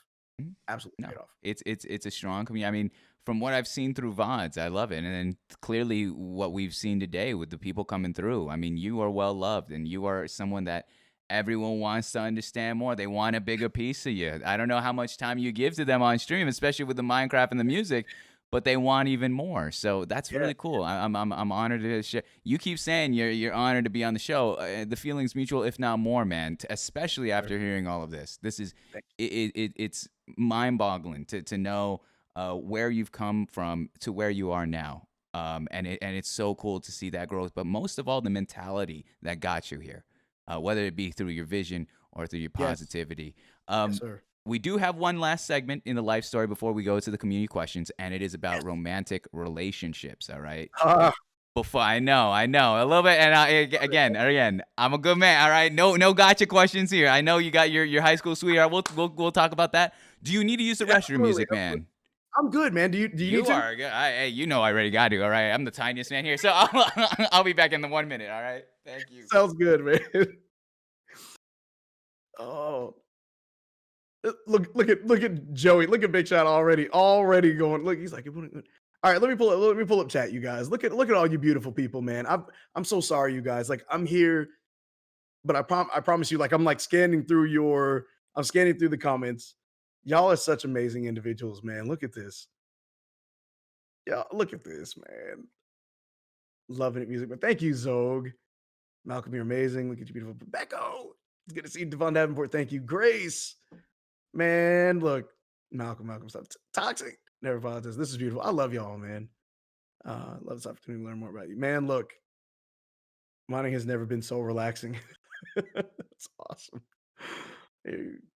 Keep doing what you. Oh, Gradient. Love you, dude. Heart. Wait, live now? Yes. Joel, what's up, man? I'm so glad you made it. Is now a good time for a builder? Y'all crack me up, man. Y'all crack me up. Dude, it's like 1:45 in the morning right now. What time is it for you guys? This has been so great. Oh man, look, I love this and everybody. Me too. I'm so glad that you all came. Do you need a functional mic? Love you so much. I love you as well, Heart. I'm EST. Oh yeah, Poker. You already know what time it is. Joel, you just woke up. The show was always so good. Oh, thanks, so Ripper. Yeah, I'm loving it, man. I'm absolutely loving it. Didn't know that till today. Oh yeah. Oh, you are only a state away. That's crazy. What? It's 8 a.m. and I'm still awake. Let's go, Tina. Nothing I'd rather be doing more. Oh man, we're getting ready. You guys are really getting ready to get a story.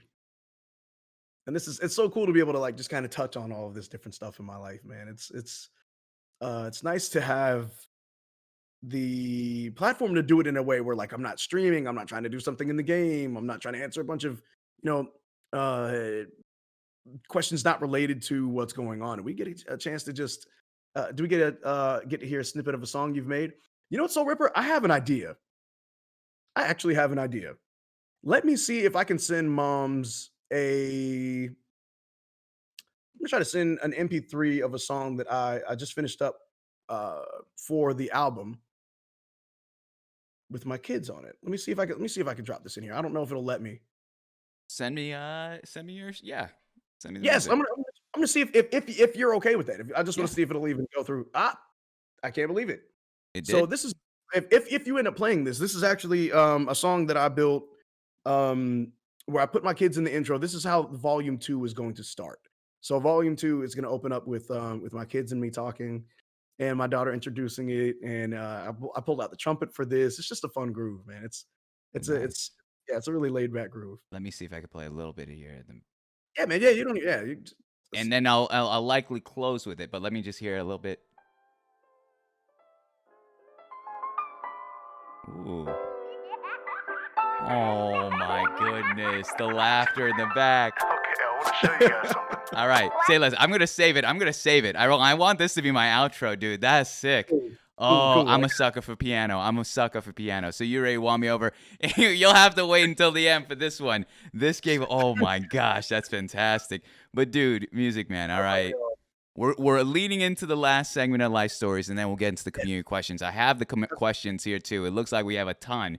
So, Very cool. with that being said, all right, similar to the work history, how many official relationships have we had? All right, how many official relationships have we had in our lifetime? Let me crack you up. Official? Mm-hmm. Really only one. Okay. I had a bunch of little girlfriends, and I had a bunch of fun when I was coming up. But Mm-hmm. man, I knew that I met my wife. I was 14 when I met her. She was 16. I saw her singing at a church where my dad and her dad both played at a church together. Mm. And I saw her sing. And she wasn't even living here at the time. She was living in DC with her aunt, and she just Mhm. happened to come here. And me and her brother Steve, my brother-in-law now, used to work together on music way before I even met her. So me and him were writing songs and producing stuff together at the time. Yeah. And like of course I've had a bunch of little girlfriends and stuff like that, like, and Mhm. even when me and her were in high school, like we had our little on and off segments where, like eh, shit was so stressful for me that I just was like, whatever, and like, the first hot girl that came up and was like, I was like, yes, but then, man, it's like when I grew out of that, once we got married, man, it was just like, I already knew. That's why I knew when I met her that I wanted to marry her. How so? Because I heard her sing, and I always wanted I wanted to be with a woman that was involved in music. I wanted a woman that could sing. I wanted, someone that was going to be really a rare gem. And she, man, I mean, not because she wasn't from here, because she was from DC. Mm. Listening to her sing just changed my life, man. Like I heard her sing, and I was like, "Yep, I'm gonna marry her." She's got an amazing voice, man. Like you guys will hear it when we perform. I don't even need to brag. I'm not gonna sit and go, "Oh, you'll see." That's all I Yeah. can say. Okay. But she, I just remember seeing her when I mean, I was like, we started dating when I was 15 and she was 17. And man, I mean, we've gone through any and everything you could imagine. Like I said, man, coming up, I dated a lot of different little girls, but nothing serious. You know what I mean? Like nothing that like was gonna be like I don't have anybody else that I could have been like, oh, I would have absolutely married that person, or I would have married that person. Not that I can think of off the top Hmm. of my head right now. It That's was so always her. It was always her. fantastic. Before we get And into it, before we do that, let me thank the Raiders here. I am Lex with the 20,000 person raid. Hello, hello. I'm Moms Online. Welcome to an episode of Inside the Streamer Studio. Our guest of honor today, Musicman1017. And guys, you just came right on time here. We're talking about his romantic history, and he's actually, he cut to the chase. I was like, there's only one person to really talk about. There's only one tried and true, and it is his wife. But we're getting in the early stages here. He says he fell in love with her just via the voice. All right, just purely the voice, and then now we're working into the relationship now. Music Man, if I may ask, so you mentioned, you mentioned hearing her voice and being just infatuated with that. I think it's I want to ask you this: how has she made you a better person, and vice versa? oh my god, man. Oh my god. Because throughout all, we've been together now going on 19 years, and Hmm. we've been married in April. It will be 15 years already that we've been married. Wow, wow. So um it's madness, man. It's actually madness. We've gone through any and everything that you can imagine a couple to go through. And when I tell you that she's a real one, like she is a ride or die, hold it down no matter what, kind of chick, uh, that's who she is. Like it's ride or die on a level that I know for a fact I would literally never find again in my life. Hmm. Yeah, she's like that, man. So she's changed my life in the sense of like kind of being like she can be a fireball too. Like both of us can be fireballs, but she like whenever I am, she won't be, and then when she is, I'm not. Like Hmm. we kind of put out each other's fires, if you will. Hmm. Um, but man, I mean, like I said, I've watched this woman go through so much tragedy, so much hardship, and we both wanted kids. We both had the same view on kids. We had the same view on life. We had the same view on money and being, like I didn't end up with her and then she started spending all my money and blowing credit cards and shit. Like we both literally like we see everything the same way. So that's why we worked. And when we wanted kids, it was it it was one of the most difficult things we've ever had to do. Like we had to go to the doctor several times. We lost 4 pregnancies before my daughter was even born. Wow. Um and that alone was like that was really, really traumatic, man. That was tough. It was Mm. like, we to know, "Hey, we've gotten pregnant. Let's do this. We got this." And then we lose the baby, Yeah. uh, 4 times in a row. It was just kinda like, that was really defeating, and then, we ended up going to a Mm. specialist, and this guy was so incredible. He was so incredible. He did everything to make sure that the last pregnancy that we had was high risk, and he did everything to make sure that it was taken care of. And she had to do all these special shots, and I just watched her go through so much hell to bring a soul to this planet. And when I tell you, like I've always wanted a daughter. Like I always knew that I wanted a daughter. I didn't care after that. Like if I had another son or another daughter, it would be fine. But when I was young, I always knew that I wanted a daughter. Like I had this again, a vision of what my daughter would be like. You know what I mean? Like I just prayed that if I had a daughter, that I hope that she would be like this. And when I tell you that my daughter is now 8 and she is like everything that I envisioned her to be, it's it's actually insane. She's incredible. And then my son, so the pregnancy went great. She got here, my daughter came, and we thought that was going to be it. We thought like because she had to do a cesarean, and it was really rough on her body. So we didn't think that we were going to be able to we have another child. Mhm. And um, my son, perfect pregnancy, not even high risk. He got here just fine, and we were like, what? So, but because she had Yeah. to do another cesarean, we went ahead and got the tube side because we had our girl and boy, and Mhm. we were done. Mhm. Um, but I've watched her just go through so much shit. To go through all of that, when I was doing the law enforcement job, there was a time where um she had called me and said that like her legs went numb. And I was like, what the hell? Hmm. So I had to come and get her. We went to the hospital and she ended up being uh staying on bed rest for like a week while they did all these tests and tried to figure out what was going on. And they thought that she had transverse myelitis. They thought they had to do a lumbar puncture, which they couldn't do because she was pregnant with my son at the time. Um, it was all just it was insane. But after she had my son, um, we did the test and it turned out that she actually has multiple sclerosis. So Oh, it's just like one hit after the other. yeah. Thankfully, as of right now, she's not had any more flare-ups, and that's been some years now. Man. She's taking the medication and the shots that she needs to, um, she's got MS, man, and it's just like I've watched this woman go through so much shit, Mm. and she's just been one of the strongest people I have ever known in my life. Yeah. Even at the times where I've been my weakest, man, watching her, it's just been like, shit. Like I have nothing to say.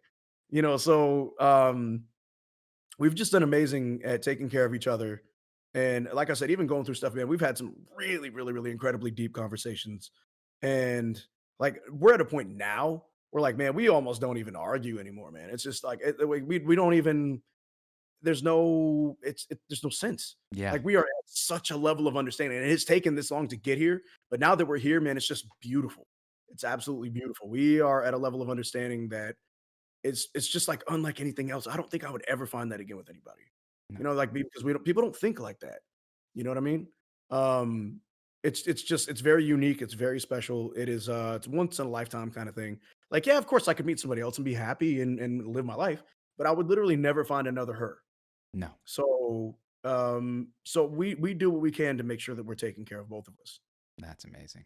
Yeah, man. That's So that's amazing. all the relationships I've had, yeah, like I said, I've had girlfriends Yeah. and stuff like that growing up, but none of them that stuck out anything like her. It's not even comparable. Yeah. Not even It's not close. even it's not even worth giving breath. Yeah, Uh that's why when you said dude, a serious relationship, I was like, yeah, yeah. just one. Yeah, Just exactly. Exactly. Tell me this, I know I asked you or you shared at the very top of the show, what's the greatest joy being a father or a parent to your kids?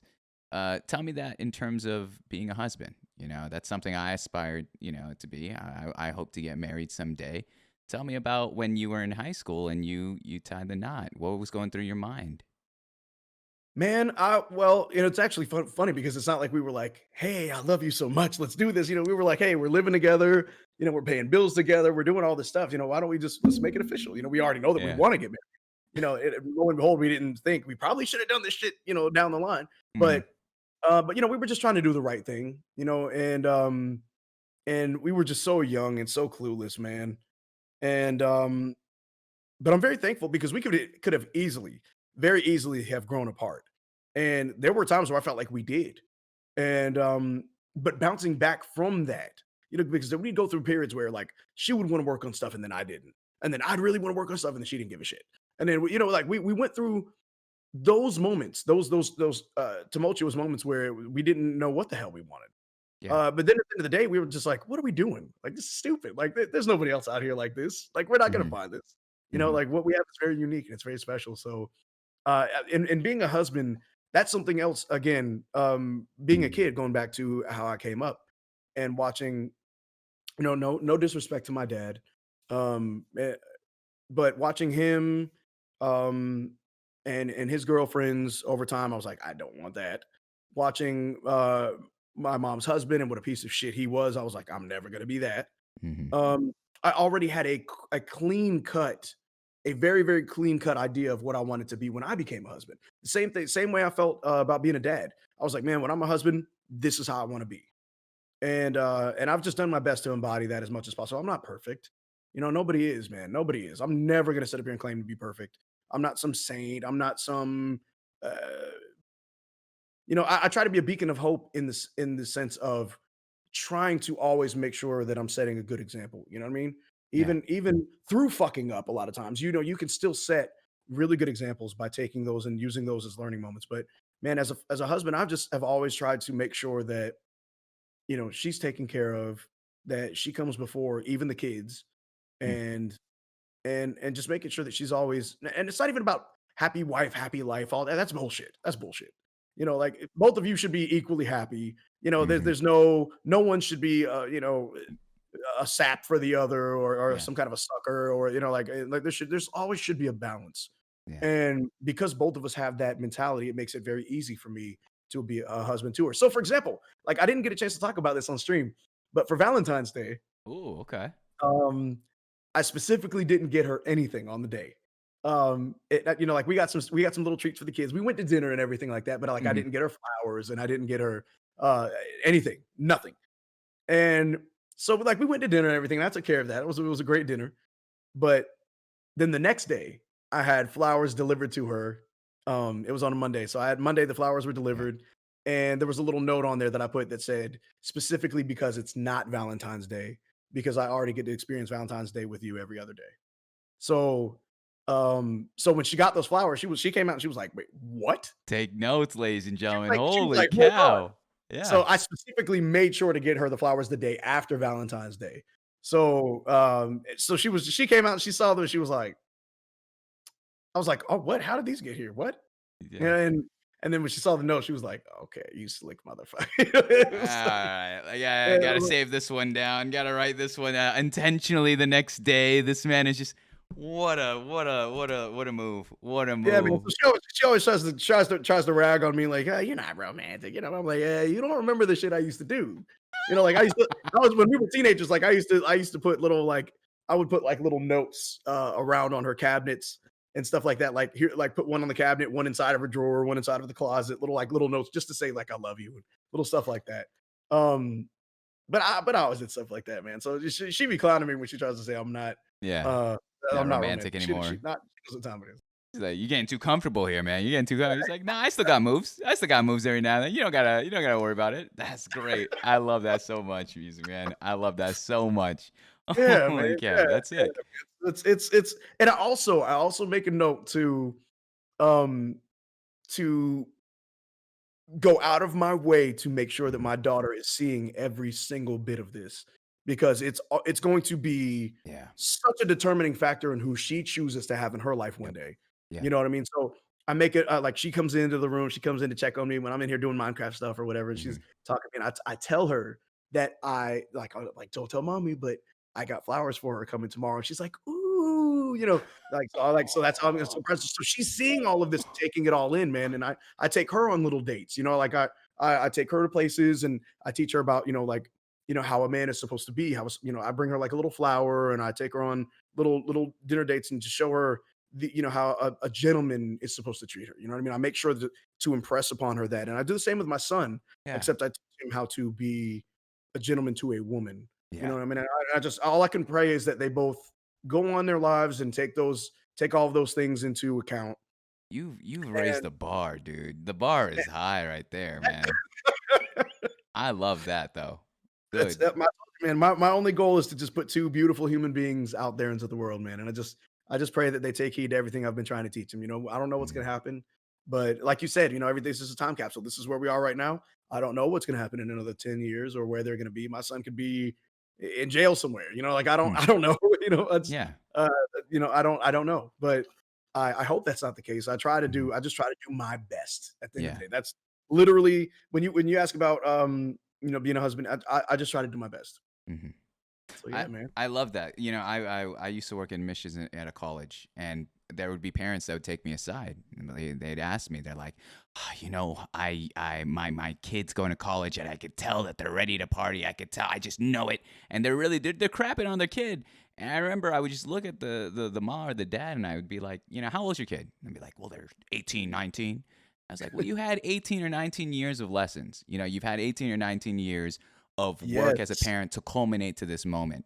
So there's a part of leap of faith that you're going to have to go through to trust the process of what you've done if throughout their lifetime to make good choices. And will they make mistakes? Maybe. I can't tell. Maybe they might. 100%. But you're still Like going to love them. Yeah, Exactly. absolutely, man. Used to. Absolutely. And that usually didn't sell them on going to the college, though. That was the problem. But what's so cool, man? And I've had some moments with my son, man. He's young, Yeah. and I'm gonna be real right now. I'm gonna be real. Yeah. He's 6. You know what I'm saying? But if he's anything like me, I already know where his mind is. You know what I mean? Like this is just who I am, man. This is who I am. So Yeah, I yeah, already know his ass ain't slick. So he had his tablet one day, and I was like, "Give me that goddamn tablet." So I'm looking at the tablet. I'm like, bruh. He Mhm. had taken a picture of some little girl in the neighborhood's booty, right? So I was like, "Oh my god." I was like, so in my mind, I'm about to go off. I'm thinking Mhm. so many different things, right? Mhm. But I said, you know what? This moment right here is going to be so definitive. Like I'm gonna get serious for a second. This moment Yeah. right here is gonna be so definitive in how he responds to me You're when right. he gets older, when he deals with something that happens. So Mhm. if I blow up on him, he's never gonna want to share shit with me again. True. So I said to him, I said, okay. I said, son, I said, look, you can't just be going around taking pictures of girls' butts, man. You No. like this. It was like this is a different day and age. I was like, this is stuff you can get in trouble for down the line. I said, now I Mhm. understand the want to take a picture of a girl's butt. I was like, that daddy loves girls' butts. Let's be honest. I was like, not little girls. I was like, not girls her age because that's weird. I was like, but I totally made it funny for him. You know what I'm saying? I was like, not little girls. I was like, but women. I like women's butts. Like that's my thing, right? So I wanted him to feel like, oh, cool, this is okay, right? So I was very, very careful with how I explained this to him. But I told him, son, you're good. One day you're gonna want to, you're gonna want to. Your mind is gonna change. Your mind is gonna do things. You're gonna want to say things, and you're gonna feel things that you're not ready for. I was Yeah. like, and look, those things happen. You can always come and talk to daddy about it, man. Like we can talk about this. Don't ever feel like you're alone or that you have to deal with this by yourself. Yeah. You're gonna change. And when your body changes and things happen, I want to be right there for you. Mhm. So and I just wanted to let him know that he wasn't in trouble, but I was like, you better delete that shit. Yeah. So Get that off my tablet, dude. but he's 6, you know what I'm saying? So he's not Mhm. really there yet. Of But I course. just wanted to Yeah. start the process of getting it in his head that it's okay to come to daddy to talk Mhm. about this stuff. When you're Mhm. like, my dad didn't do that shit. My dad Same. was like, oh yeah, son. So I noticed you've been taking these long showers. I was like, thanks. Uh, That's not fucking weird. yeah. That's how we talk about this? Really? That's how we're gonna Yeah. have the talk? We never Yeah. had the talk.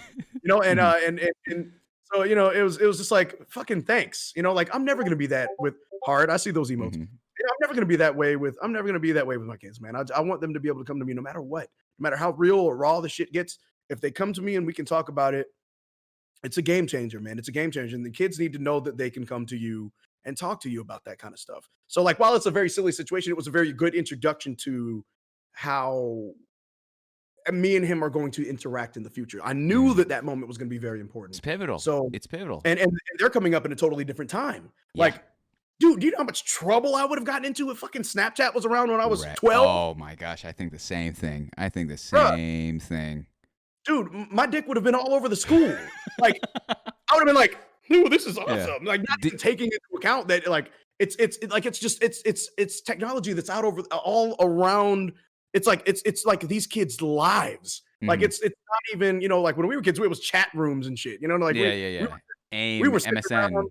like we were sitting there. Yeah, exactly. Like we had Mhm. to sit in the chat room and sit and like, pretend age, sex, location. Ooh. Had to imagine this Yeah. girl and how cute she was, and it's probably some like 87-year-old man Dude, yep. sitting around on the other end going, Oh, perfect. This is like, now you're growing up in a world where you see a girl that you really like, she can send you a Snapchat really quick, and you're like, ooh, and you have 20 other girls that send you the Snapchats. Like, Mhm. how the hell did you ever think to form a decent relationship with anybody when that's the culture? It's You know what I'm instant saying? gratification, So you know? it's exactly, man. So it's kind of just one of those things where I want to let my kids know that while that technology is available to them, while these things are happening, I need to be able to have that talk with Mm, them way earlier on yes. than my parents would have ever had it with me if they were going to fucking have it. They never did. But Mhm. if they were going to, it would have been a totally different time. So I respect where we are sitting right now with culture, technology, with life, Mhm. and with the way kids operate, man. These kids are fucking smarter than they would than you could ever imagine. They are Oh, all, yeah. if you if you think they're already up on something, they've already done it. They've already know about it. They've seen it. They've shared it with a friend. Google is a bitch. So, so, so no matter what you try to hide, that's why I don't hide shit from my kids, man. I don't. The way that I'm talking to you right now, this is how I talk in front of my kids. I don't hide anything. I don't I try love to that. be careful with my words because what's gonna happen if I say, "Oh, we don't talk like that. These are bad words." Then we go Mhm. somewhere to a restaurant and some guy's like, "Fuck this shit," and then they're just like, "Ooh," like, man, look, my kids from day one, like I didn't stop Yeah. playing, scary games in front of them. I Mhm. didn't, like, of course, when it comes to like adult movies and stuff like that, like I Oh, try to, sure. I try to be careful with that. But because like especially with my son, like my daughter would just be like, really, but my son, I'm very very careful with him. But I don't change how I talk because if they go out and they see that, like, that's just how the world is. Like, Exactly. why am I sheltering them from how the world is and how people are? Mhm. People don't mean to offend people when they curse. Like, it's just kind of how they're talking. Like they're really Mhm. excited about something. Like you can't say, "Wow, that was a big fish. That was a big ass motherfucking fish." Like that it like it puts a stress on like, Mhm. damn, that was a big fish. Yeah. Like it just it Yeah. feels different than just saying that. So Mhm. it's a different ball game, man. Like being able to say, being able to talk to my kids like exactly like I'm talking to you right now. Like I Mhm. don't hide anything from them. I don't hide how I talk. I I don't love let that, them dude. talk like that, but I don't hide it. True. Mhm. So Mhm. um man, it's being a dad. There's such a balance that I have to have. But I was gonna say, when to answer your question, like man, I have to. You say that I split my time up a certain way. I have to. It's so important to me. Like when I end stream, I'm starving. I try to raid and I try to hang out with the streamer that I raid, but I usually am starving. My kids just got home from school, so I Yeah. have to end the stream and I go right to helping them with homework and hanging out with them and being there for them. So like while I would want to be on Twitch as much as I want, I Sure. can't. Like I Of just can't do course. it. You know what I mean? Like it's my kids are always gonna come first. So As they should. um so being there for them it's always been number one for me, man. It's always been number one. That's amazing. That's Yes, being a amazing. dad, being a husband, it's just the greatest two honors that I've had in my life, aside from now being the spearhead of this amazing community. Mm, So that's that is great. my third greatest honor in my life. I love that. I used to work in childcare as well as I used to be a youth pastor. And so the two things where, I'm watching these kids and very much coddled. And, in the back of my mind, I'm like, they're going to get Yeah. wrecked. They're going to get Yep. wrecked. The Yeah. second and I'm like in the back of my mind, I was like, have they ever been to like a public school? Have they ever like gone downtown at past 9 p.m.? Have they ever like at the church? At the Exactly. church was where I realized that I was the one that was like, I was old school. Because when I found out about what they're doing, I was like, you guys are insane, man. You guys are like, how are you? And you were going to put me in the situation where I can't talk to your parents about this? Are you kidding me? And I got to Right? sit here. Exactly. And I'm like, what is your parent? And it's because I have a theory where it's like, I have two theories. The first theory is that children or teenagers will tell the world their problems, but never the parents. And Yes. the second Yes. one is that strict parents make amazing liars out of their kids. Their kids will become fucking just too good at being sneaky, being underhanded and not open with that communication because that trust isn't there. Like you said, it was a pivotal moment between you and your son to have that discussion about like, all right, I'm gonna make sure you know that I'm not crazy angry at you, but I want you to Mhm. understand that this is not okay and we have to learn. That's Right. that's Music Man, you're hitting too many notes right now, and no pun intended when I say that. But you're killing it right now. You're killing it as a father. You're killing it as a guest here. It has been an extreme honor to hear this story, and again, Thank only a sliver of it. And I encourage Right. anyone, follow the man. All right, you're gonna see live music. You're gonna get Minecraft gameplay. And if you have these questions, man, who knows? Maybe you can have this discussion with him. I know you were mentioning a little bit while I was in the restroom that it is a little different where you can't really talk too much about this on your streams. And I acknowledge that with streamers because it does create a different vibe. It creates a different flow as well as you're doing other stuff that you're trying to be entertaining and create. So Yeah. it's hard to be serious at these times. But I love this, man. I love your story. It's been so amazing to hear. With that Thanks. being said, Music Man, we're gonna go into the last segment of the evening, which is the community questions. All right. Yes. Yes. So this one's a lot easier. Okay, I've been collecting questions throughout this whole evening, and there are a couple rules. First one is you don't even have to answer it. Some of these aren't even questions. Some of them are like reactionary or just they wanna shower you with love. I'm gonna try my best to get through as many as possible. Literally, the oldest one is like 3 hours ago, so I'm going from the top down. Oh wow. And we're and again, react, answer how many you want, however you want. That's pretty much it. And some of these are out of pocket. Let's see what this one is.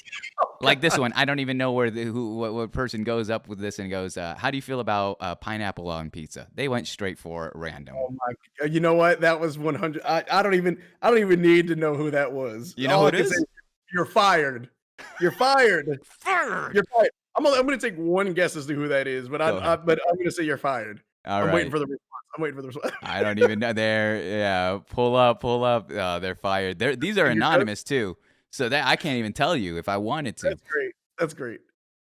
Here comes. How did you get so cool? Like, what do you emotionally bench press to be such a chill, cool person? Anyways, I don't even know how to answer that. Like, I think we could hit back on what we said earlier about just taking the bad experiences and flipping them around, because it's not worth giving into the things that brought on those negative experiences in your life. It's really not worth putting the energy into that. So you just got to flip that around. That's what makes me. That's what puts me in the mind frame that I'm in right now. I love that. Yeah. Are you ordained? If so, will you officiate my wedding one day? I'm not ordained, and I would love to officiate the wedding, but I'd have to be ordained first. There you go. Hey, Universal Church apparently gives free ones. All right, you could go that. They're online. All right, I'm ordained apparently. I signed up during my college classes. Deadass, not even joking. I signed up during class. I was bored. It's like I might as well be ordained. Might as well. Who knows what side gig I can get? Awesome. Oh, that is awesome. I love it. Here's one, and I can help you with this too. It says, "Is your music copyright free, and where can I find playlists for streams?" It is. It's I always say that because people get really confused, but it's really DMCA strike free. It's royalty free. But you can use it on streams. You are more than welcome to use it on Twitch. The only thing is that you can't upload the VODs to YouTube, because if the music you'll get a notice saying that you can't monetize, but you can post your clips, but it'll give you, like, if you're trying to monetize, like Azuma, who's a big Minecraft streamer, if you don't know him, wanted to use my stuff and he can't because of the whole monetizing thing. So I'm actually getting ready to pull Volume 1 and Volume 2 and release it under whole different licensing very soon. That's the plan for later this year. I don't want to spoil the surprise, but I'm working on something very special, as well as merch. Awesome. That's awesome. But let me see if I can actually Moms, I'm going to send you a quick link. Please. And we could put this in the album. Send you. Pull up my other Discord, so I don't got to keep messing around with that. If you send it, I could put it in the chat, but I'll also be putting it in the I'll tweet about it after the show as well. Because this is fantastic stuff. Awesome. No, not pro. This is the whole gig. Let me see. Is this verbatim? I'm gonna spam that a little bit, guys. Give that a peep. Yeah, I know. that's it. Yeah, that's link. Volume 1. It's we released that last June, and it's been doing really well amongst the streamers. A lot of streamers are using and adding playlists, but Volume 2 will be out this year, and I'm super excited about it. That's so awesome. I'm excited too. Yeah. We have one here from Par Corey. It says, "How does your family support / inspire you and your stream/creativity in general? Also, you're a thoughtful, intelligent, selfless man, and I speak for many. We are grateful for you." Art. First of all, I love you, Par Corey. Thank you for that, you beautiful human being. To answer your question, I get my inspiration because they're so supportive. Like, my wife knows, like, when I'm streaming, she supports the stream. She's always asking how it's going.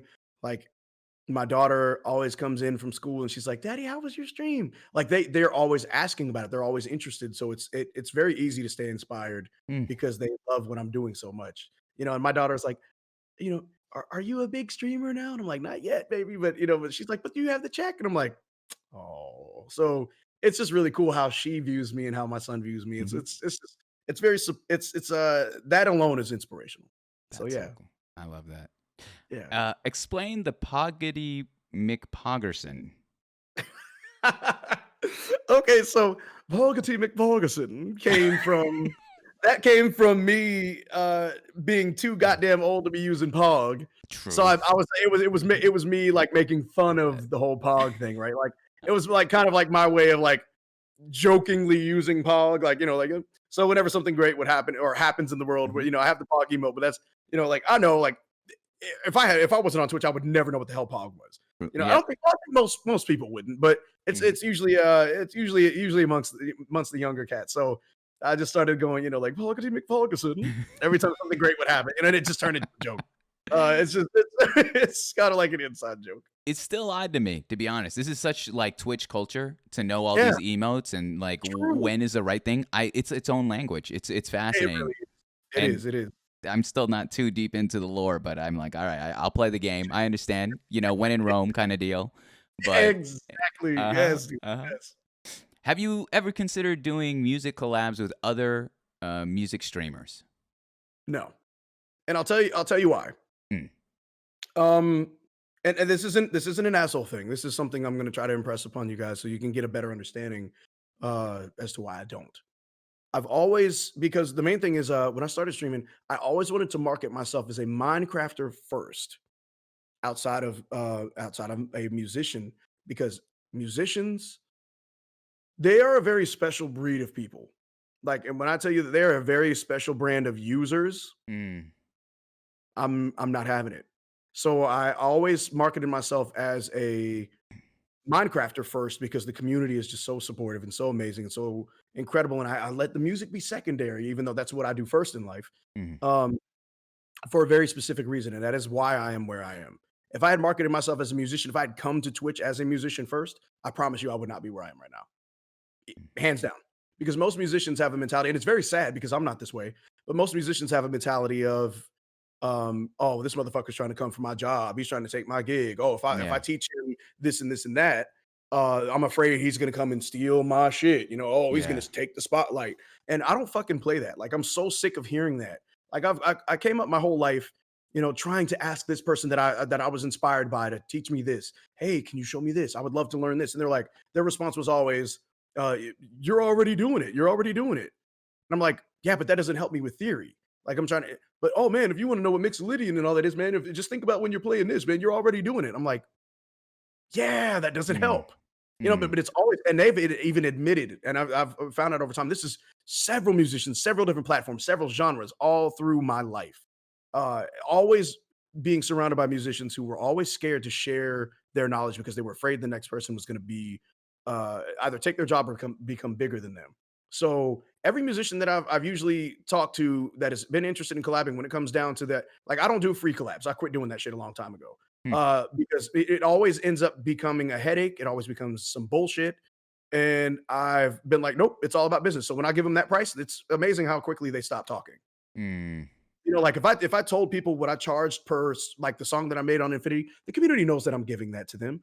But if you guys knew what I charge per song and per hour to sit and edit this stuff and mix and master, like, everybody would they'd shut up really fast. Like, Mhm. anybody that's got the trash talk, they would shut up really quickly. So the best thing to do is when people approach me with the music stuff and the collabs, I hit them with a price. Like, I'm not interested in free collabing with anybody. I've been doing that shit my Mhm. whole life. It's while it's not a dig at anyone. I support other musicians, love them, love to see their talent. But I'm tired of giving shit away for free. Mm. So I'm just at a point where I don't do that anymore, man. I do my own thing. I stay in my own lane. Yeah. And I'll happily support other musicians, but I'm not interested in collaborating. Yeah. I respect Again, that.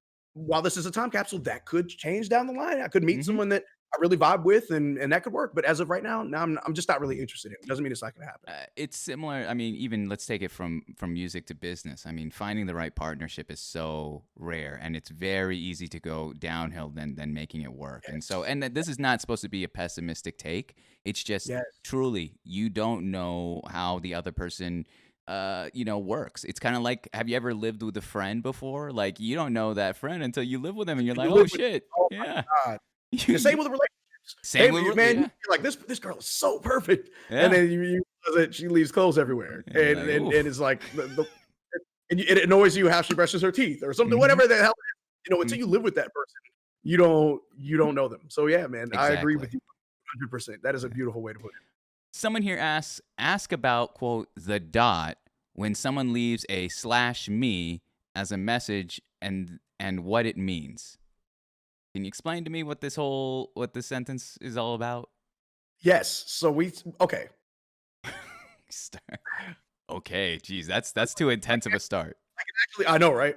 I can actually explain this because I had something happen very recently that I'm perfectly comfortable talking about on this Okay. platform. Not on my stream, but on this platform. This is perfect. But so the dot thing started as a joke, right? So we were talking about people that lurk. Like people a lot of times will come into my stream and I love it. I love every single person that comes in and says, "Hey, I'm working today. I'm in meetings today. I have this going on. I'm doing this and this and this and this and this. And I just want to tell everybody hi and I love you guys and have a great day. Have a great stream."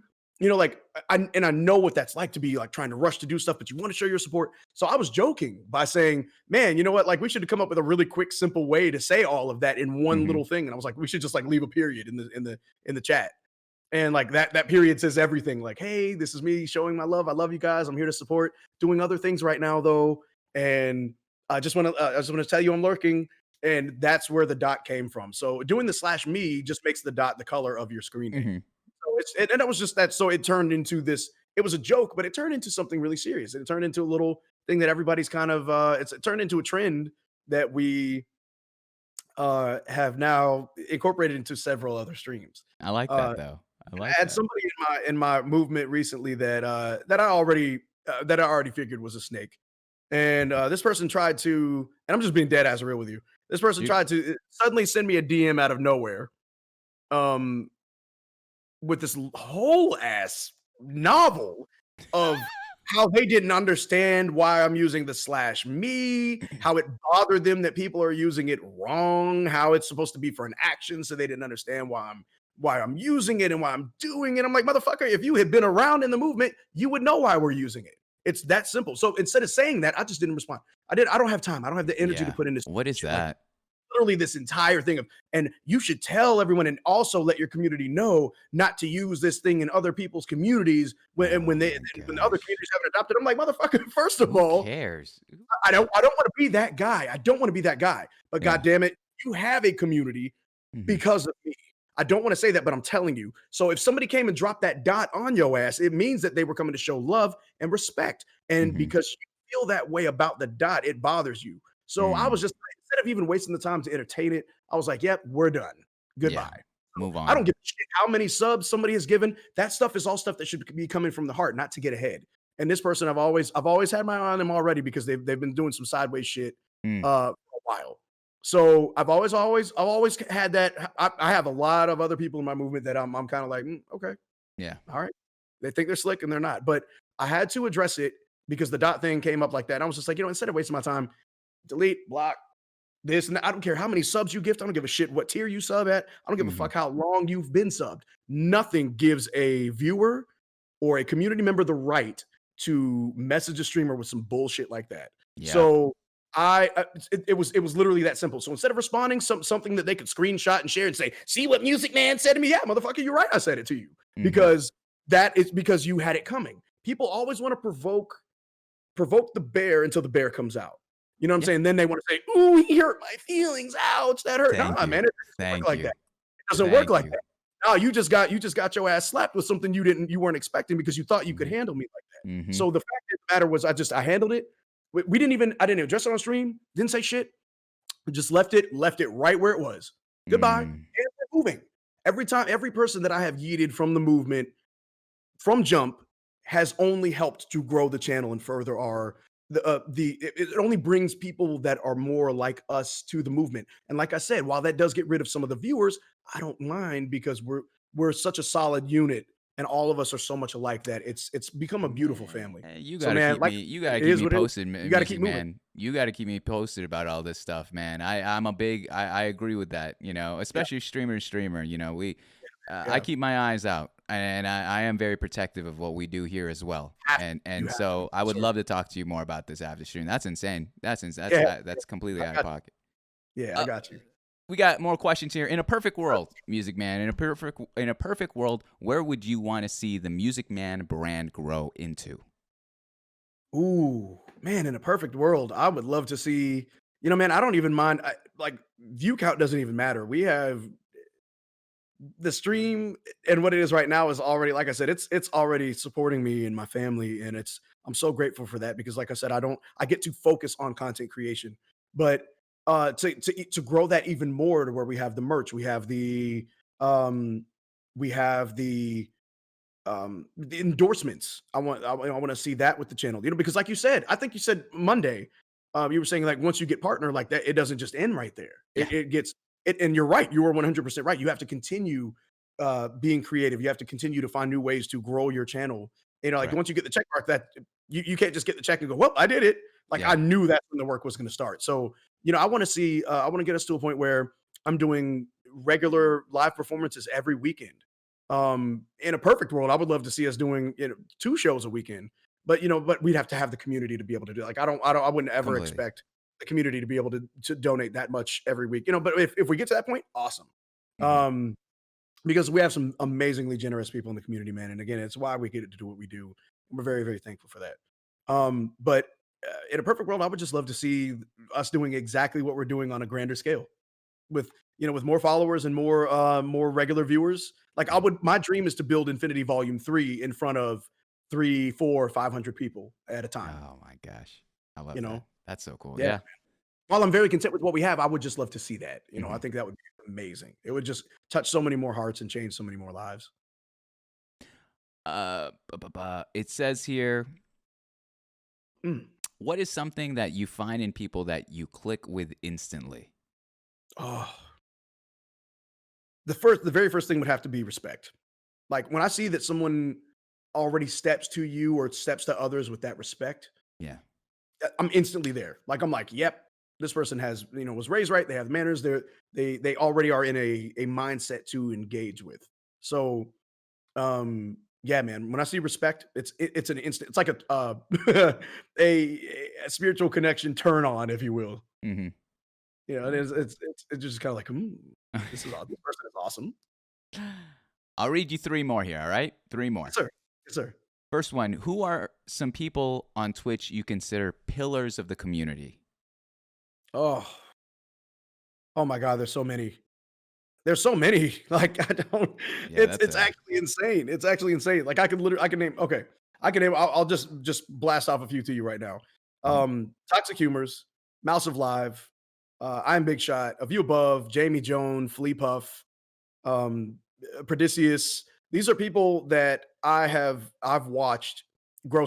Jonathan, when I watched the Jonathan, he's a game changer. And then as far as the bigger ones, these are the people that supported me in my movement early, and that they are still Mm. that big for me as well. This is Pearlescent Moon, Pop Tart Katza, Pixel Riffs. Um, they have it's been through their continued support that I'm where I am right now. Yeah. It all started with Pixel Riff's first raid of like 250 people when I was first coming up, and then it just spiraled from there. Pop Tart Katza found me. She's a hardcore Minecrafter. She's an OG from Twitch, man. She's been around a long time. Mm. And like I said, she was one of the ones that I was watching. She's the reason I do hardcore Minecraft. I saw her doing it, and I was like, I could do this. I want to give this a shot. Poppy is amazing. She God, I could talk about literally every single one of these streamers. I don't look at any one of them as higher than the other. They're all Yeah. amazing colors of light, man. They're beautiful. I love And that you say movement because I think that's so true what we do. I think that's actually what makes what a specific streamer does even more Yes. special because Yes. it brings everyone together. We're making something Yes. unique. This is not it's beyond content creation. It transcends that word. Content Yeah. creation is like entertainment to me, but a movement is something we can all be live and be a part of and do together. And that is so that's Outside of absolutely 100%. it 100%. embodies community exactly what Mad Men's over here. It embodies the word community to its Yes. fullest extent. I love that so much, and I actually noticed that a lot with the Minecraft community. Yeah, I man. was listening into a podcast that kind of was they were talking really heavy about Minecraft streamers, and in my opinion, I sat there and I was like, this is very like edge lord kind of take where it's more hot takes. They're not of that world, so they're gonna and because they don't understand it, they're gonna shit on it or they're gonna despise it. Mhm. And Mhm. it's also one of those things where you could tell the kid is younger and he's speaking, it's hot takes. Once again, it's Twitch hot takes. And Yep. I sat there and I just listened to the BS of it all. And I'm just like, y'all just don't get it. Like, first of all, if they like Mhm. the game, then by all means let them play the game. It's one of the greatest games of all time Yes. that we'll ever see. I mean, the Yes. versatility, the Yes. updates. There's a Yes. reason why it's as big of a business and game as it is to this day, and still relevant in 2021 as much as it 100. was in 2012, 2011 Yes. Yes. during that boom. So what I'm realizing more and more is like, yeah, there are pockets of community in the Minecraft world, but there's such a diehard fanship that is only the catalyst to bring people together. Then that's I where the streamer takes it over the top and being able to 100. build something more. And you know That what's cool, man? To piggyback off of what you were saying, I mm, agree. I didn't play Minecraft because I was like, yeah, this will be the thing that'll get me there. You mm-hmm. know, I literally played Minecraft because I fucking love Minecraft. Like I can't stop playing the game. I told Yeah. you my daughter bought the game on my phone when she was 5. Or I don't know if I told you that. She No. 2 years, 3 years ago, she bought the game on my phone when she was 5, Mm-hmm. on accident because I had it open. My first Mm-hmm. child, I had my thing unlocked. So she bought the game. And I was like, this was before you could return games. So I was like, what is this stupid block game? What the Mm-hmm. hell? So I started playing it on my phone, fell in love with it, bought it on Xbox a month later. Um, and I played it for 2 years on Bedrock and I had no clue about Java or shaders Mm-hmm. or Mm. PC or Oh any of that, wow. man. So when I got onto that, I fell in love in a whole Done. different way. So I just love the game. So yeah, man. I mean, Mm-hmm. eh, I know that a lot of people talk trash about Minecrafters, but dude, the community is amazing. The game is just I love that game as much as I love music. I have to be That's honest. so cool. That's so cool. And the Have to be shaders honest. honestly change the Oh whole my thing. It's a bro, new bro, game. It's a man, new game. because when I was playing on Bedrock all those years on Xbox, I was like, "Damn, I know they have the technology. I just wanna see this same game look like this, but with, like, Mm-hmm. GTA graphics." Mm-hmm. And then boom, Java Yeah. shaders. I fell in love, dude. I It's was done. like, It's a wrap. it's like a game-gasm. Mm-hmm. It That's was when that. you know a game's good, when it reinvents itself without even having to change the base concept. You still Exactly. have the meat and potatoes of what it is, gathering stuff, building, that's it. But you create these little adventures, these little goals by yourself. Or if you want to Yeah. beat the game, you can beat the game if you want. But And everybody experiences it differently. Every world is mhm, different. Every player does something different. They all mhm, move at a different pace.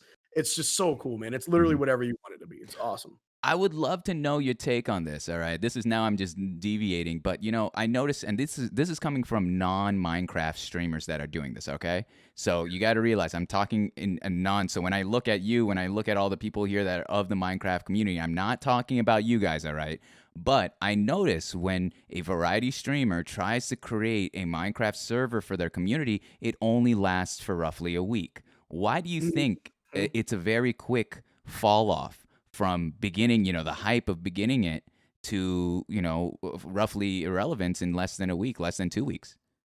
I can very, very easily sum that up. Mm-hmm. And it's the reason I've never done one. I always get that question, and that is a hell no.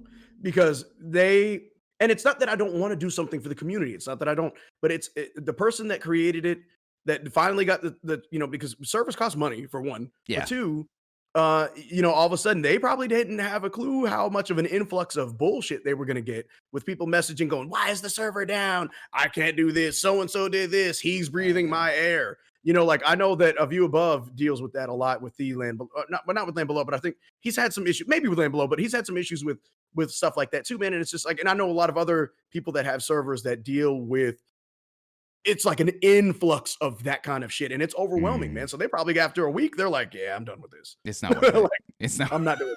Yeah, it's like, yeah, we're Fair. done.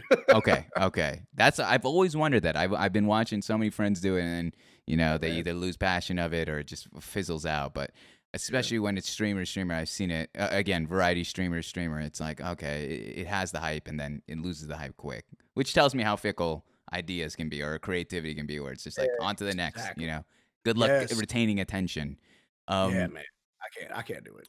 I don't even have the time. Like, I just True, don't. true. I didn't even, yeah, not to only consider that, but As soon as I hit the stream button, I'm daddy and husband mode, man. I always tell my stream that.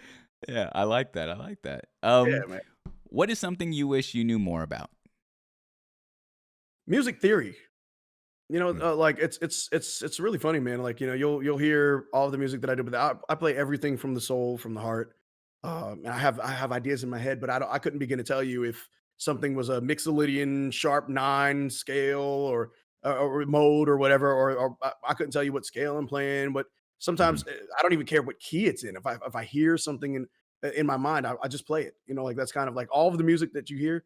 Yeah. I tell myself like Infinity Volume 2 has several different genres. So we have neo soul, we have synth wave, which is like 80s synth wave. We Mm. have funk, we have some jazz, we have ambient, we have all these different genres, so that the playlist sounds like a playlist you curated on your own from different genres of music you liked. That it's supposed to have that sound. So, but I know zero when it comes to theory, man. So that's just one of those things that I would love to know more about, Nice. All right. for sure. I like it. I Yeah, like for it. sure. One more here. It's not even a Astronomy. question. I studied the hell out of astronomy when I was younger, and I really, Astronomy. really, really love astronomy. Interesting. That came out of left field. I did not see that one coming. Yeah, major. I'm a sucker for the stars, sucker for learning about the universe, and I teach my daughters one. She's like equally as obsessed. So that too. What is it about the universe that enamors you?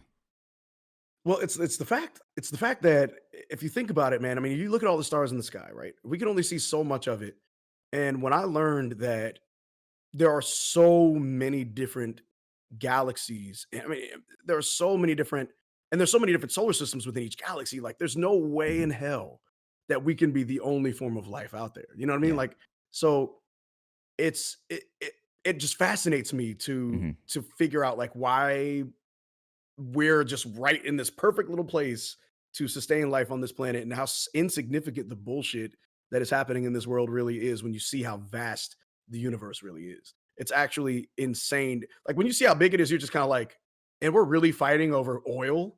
The fuck? You're like, what?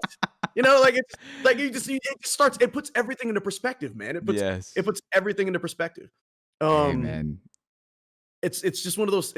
I'm obsessed with learning more about the stars all the time, man. But speaking of really quick, there's a really cool universe size comparison video that just came out, and a Java Minecraft world is actually in it. It's one of the things that they're doing size comparisons on. It's like you're seeing all these things go from the grain of salt all the way, like even smaller than that, all the way up to a human egg. You see all these things, but there's a Java Minecraft world and how big it is in conjunction to like our planet and Jupiter, and it's actually pretty cool to see. It was very very out of pocket. It was dope. It was I guess I was like, wait, what? Why That's was that nice. there? Yeah. But it was really cool, man. It was really cool. So yeah, I just love learning about the stars and learning how they work, and knowing that there is definitely something so much bigger than us, and how small we really are, and how insignificant all this stuff is. But yeah, also how fragile it is, and how short our time on this planet is, man. And uh, it's just so important to just take advantage of the time we have here. It's all so small. True. I love that. Yeah, man. I have one more here, and it's not even a question, it's a comment. Oh, Couldn't even tell you who wrote it, even if I wanted to, but it reads, that's what I'm going to say. Not a question, but a comment. Malcolm is incredible and inspiring and never ceases to amaze me every single day. And I'm so incredibly grateful to have found him in this amazing community. mm. Jeez. See that right there, man. Just being able to just being in a position where I'm hearing somebody in the world saying that about me and what I'm doing and how I'm using my gifts to try to change the world as much as possible. It just hits the nail on the head, man. Yeah. It hits the nail on the head, and that's just what a beautiful person. I love that. I love that a ton. But Music Man, all right, listen here, all right. You've gone through the gauntlet with me. We have been live, what, 3.5 hours? I'm like, I haven't even felt like it. That's crazy. That's crazy. Well, it's the time warp of conversation, dude. I've time and time again I find myself doing this, and every person's just like, I've never had someone be like, man, this is taking too long. Like they're like, holy shit, wait, it's been 3.5 hours. Really? Are you sure we can't go a little longer? Can we? Yeah, man. Yeah. Any yeah. show. Dude, I could be here talking to you all night, man. It's amazing. I love Well, Music Man, I'd love to have you on the other show, the network too. I know a couple of buddies, whether it be a View Above or Big Shot, that we can bring you the band together and have you all here for that show. But specifically, and if I may, doing this show is a prereq in order to do that other one because I really I want to understand you. I want to hear you out. I want to know who you are. Everybody that's been on that other show has done this first. It's just the way it's the lay of the land. It's just how it's done. But here's the thing, all right? Much like anything in life, nothing is free. And so, Music Man, there's two things I'm going to need from you here tonight, okay? True. First thing I'm going to ask is, do you have the stream up? I do. All I'm bringing. I have to. Let me pull up the tab. And yes, If you can go through the back end and pick a name that isn't myself, a mod, or a current VIP, just any, and we'll go from there. It's a good Wait, thing, too. What's that? just anybody in chat. Yeah, anyone in chat. Ah, Got my pen out. All right. See what you got. okay. Hold on. Go a little bit.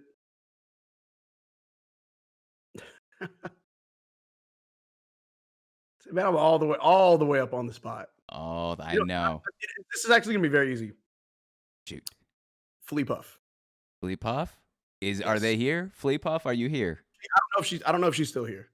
Oh, that's part of the game. I need you to be here live. She's still here. Hold on, let me see. I think she's still here. There she is. Oh, Flea Puff. Yo, all right, let me write your name down before I forget it. Flea Puff. Phew. Oh, and it's easier. Yo, Flea Puff, you've gotten VIP, all right? And as you know, I only have 5. So let me spam here. You're going to see all the VIPs here. You can't choose a view above. He won the tournament, so he's untouchable. He's there forever. That is insane. I didn't think view. I mean, quite frankly, view above pulling that off, it's ridiculous. But regardless, oh, he's great. I just choose any name. It's okay, but you can't choose a view above. But anyone you toss them. It's fine. I know Britt Balls has 40K saved up or whatever, 70K saved up. So she'll be using that to claim VIP. Who do we got here? Dang. Just any name. And then how about GP? You got it. GP. Let me actually make sure I got that correct. GP Gold Duck. Yep, not a problem. Gold Duck. Yeah. I think he just got on too, so you don't even got to worry about that. All right. You don't even got to worry about that. That was the person that took Britt Balls. All right, there's beef. No. I feel rude. Don't even rude. Don't worry. Flea Puff, don't even worry about it. All right, I'll take the heat. Awesome. But Music Man, there is one thing left. And, we've gone through 3.5 hours of talking, just hanging out, learning about your life, learning about your time on Twitch. And having you answer questions from those that have been here throughout the evening. Let me ask you this, all right? With your experience on the show, who would you like to see be in your shoes, be in your situation, and have to go to the ringer with myself and present their lives to these amazing people on Twitch? Man, okay, look, because I know that this person has somewhat of a similar backstory to mine, and we haven't had a chance to get that deep into it. Okay. 100% Flea Puff. I'd have to pick her again. What a day. Flea Puff with a double. I've never seen a double whammy. Perfect. Yeah, I mean, yeah, Flea is like, I 100%. She is an amazing human being. And I would love to know more about her story. Awesome. And to see her on here. 100%. You got it. All right, Flea Puff, I got you on the sticky note. All right, I'll put you on the list. Expect the chat DM. off. I love y'all. You got it. Holy cow! I will see you. You expect something fairly soon. Just give me a little time. This is my Friday, man. So I am checked out once I'm going out. I'm gonna get some water. I gotta go get a soup or something. I need to get some food after this. You're good. That being said, again, thank you so much, Music Man. There is one more segment that I left there. It says it's a surprise. This whole show is built upon another show from the 90s. It's called Inside the Actors Studio. And there was this individual named James Lipton who taught an acting school. And he would have these famous actors, actresses, entertainers of the sorts come into his auditorium, literally his classroom, where he would film this show for 23 years. All right, we're talking Brad Pitt. We're talking Dave Chappelle was there. He was there like 2-3 times, man. Angelina Jolie, all of them. And they would come in and they would talk about their lives, their personal lives, and then they'd get into their discography. And then how he ended the show, right before giving the class a Q&A, is he'd ask every one of his guests the same 10 questions. And so as an homage, I do the exact same thing here. I've ran this show 57, 58 times. I've done this for 9 months, and I've asked every guest the same 10 questions. So we're going to do that with you tonight. All right? Let's do it. Yes, let's do it. Very few rules. There's only 2 rules for this one. One, I'm not going to react to anything you say. I'm going to be completely silent. So the floor is yours. The silence is jarring. The second thing, aside from the fact that you do have to answer every one of these questions, don't worry, they're not hard, all right? You do have to answer all of these questions. Try to keep it within one thought. So not one word, not one paragraph, just one thought, all right? Okay. Are you ready to go, Music Man? Let's go. All right.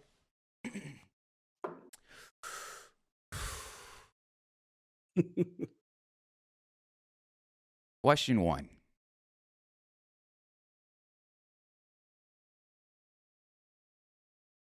What is your favorite word?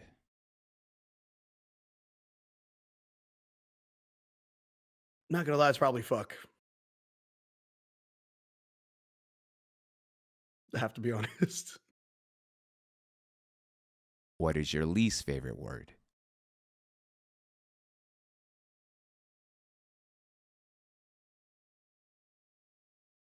I can't say it on stream.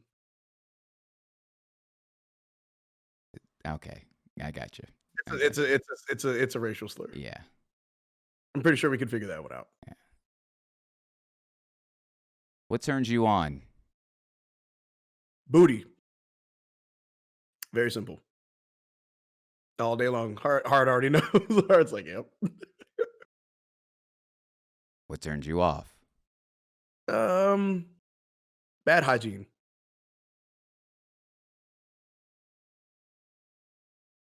What sound or noise do you love?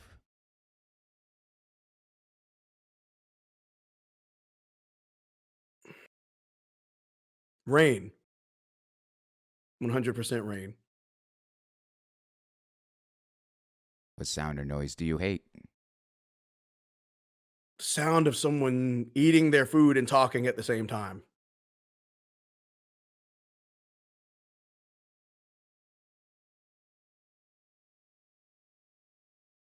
What is your favorite curse word? Oh, damn. I already said that one. It would definitely be fuck. So it's favorite word and favorite curse word.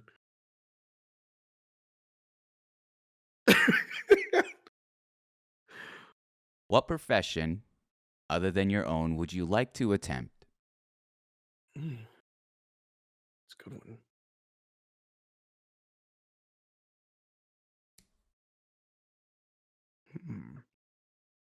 Ouch.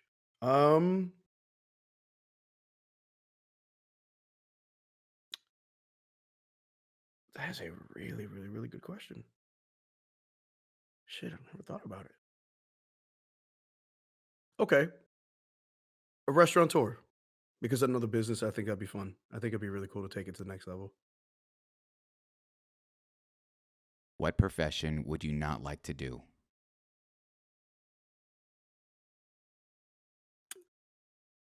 Farmer.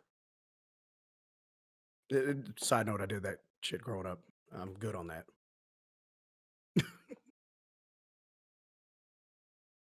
And lastly, Music Man. If heaven exists, what would you like to hear God say when you arrive at the pearly gates? Nothing would make me happier than hearing him tell me, well done. Well done. You passed. I love it. Ladies and gentlemen, Musicman1017. Dude, congratulations. Thank you so much for your time. Thank you so much for going through this. I appreciate you. Listen here. All right. Usually I take this moment to tell the guest, what at least I've learned and what we've done here tonight, digest everything. And right now I'm kind of shooting from the hip because it's tough to encapsulate everything Yes. we've talked about. So I'll say my piece, and then I give the guest the final word before we go our separate ways. All right. So here's the thing, Music Man. All right, I'm 27 years old. I have never. I can't even act like I have any semblance of the things that you've gone through, the things you've seen, where you persevered. But if anything, this show is a testimony of why it needs to exist on the internet, on Twitch, maybe even in real life. I hopefully this encourages people to talk, Yes. because what we've learned here this evening is priceless. You can't put a tag on it. You can't put a value on it. The outlook into what you've seen, or the I'm sorry, the stories you've shared this evening in terms of the difficulties of growing up. And it's amazing that you're able to take those traumas and say, you know what? I'm gonna take those things that were burdens to me, that really just dragged me through the mud, where I couldn't see the light at the end of the tunnel. But I'm gonna make sure that I'm not gonna repeat that. I'm gonna make a systematic change to be a better man, to be a better father than my mom's husband or my current father can ever be. It reminds me of that Fresh Prince episode. You know what I'm Exactly. talking about? Yes, I know exactly what you're talking That scene hits, 100%. and Yeah, it, man. it it's exactly what was running through my mind the whole time you were telling the story. Yeah, And and and that scene brings tears to my eyes every time, every Sam, single time. and seeing you not just say that but live it. I was able to just show a tiny clip of you playing with your daughter, and your son is laughing in the back.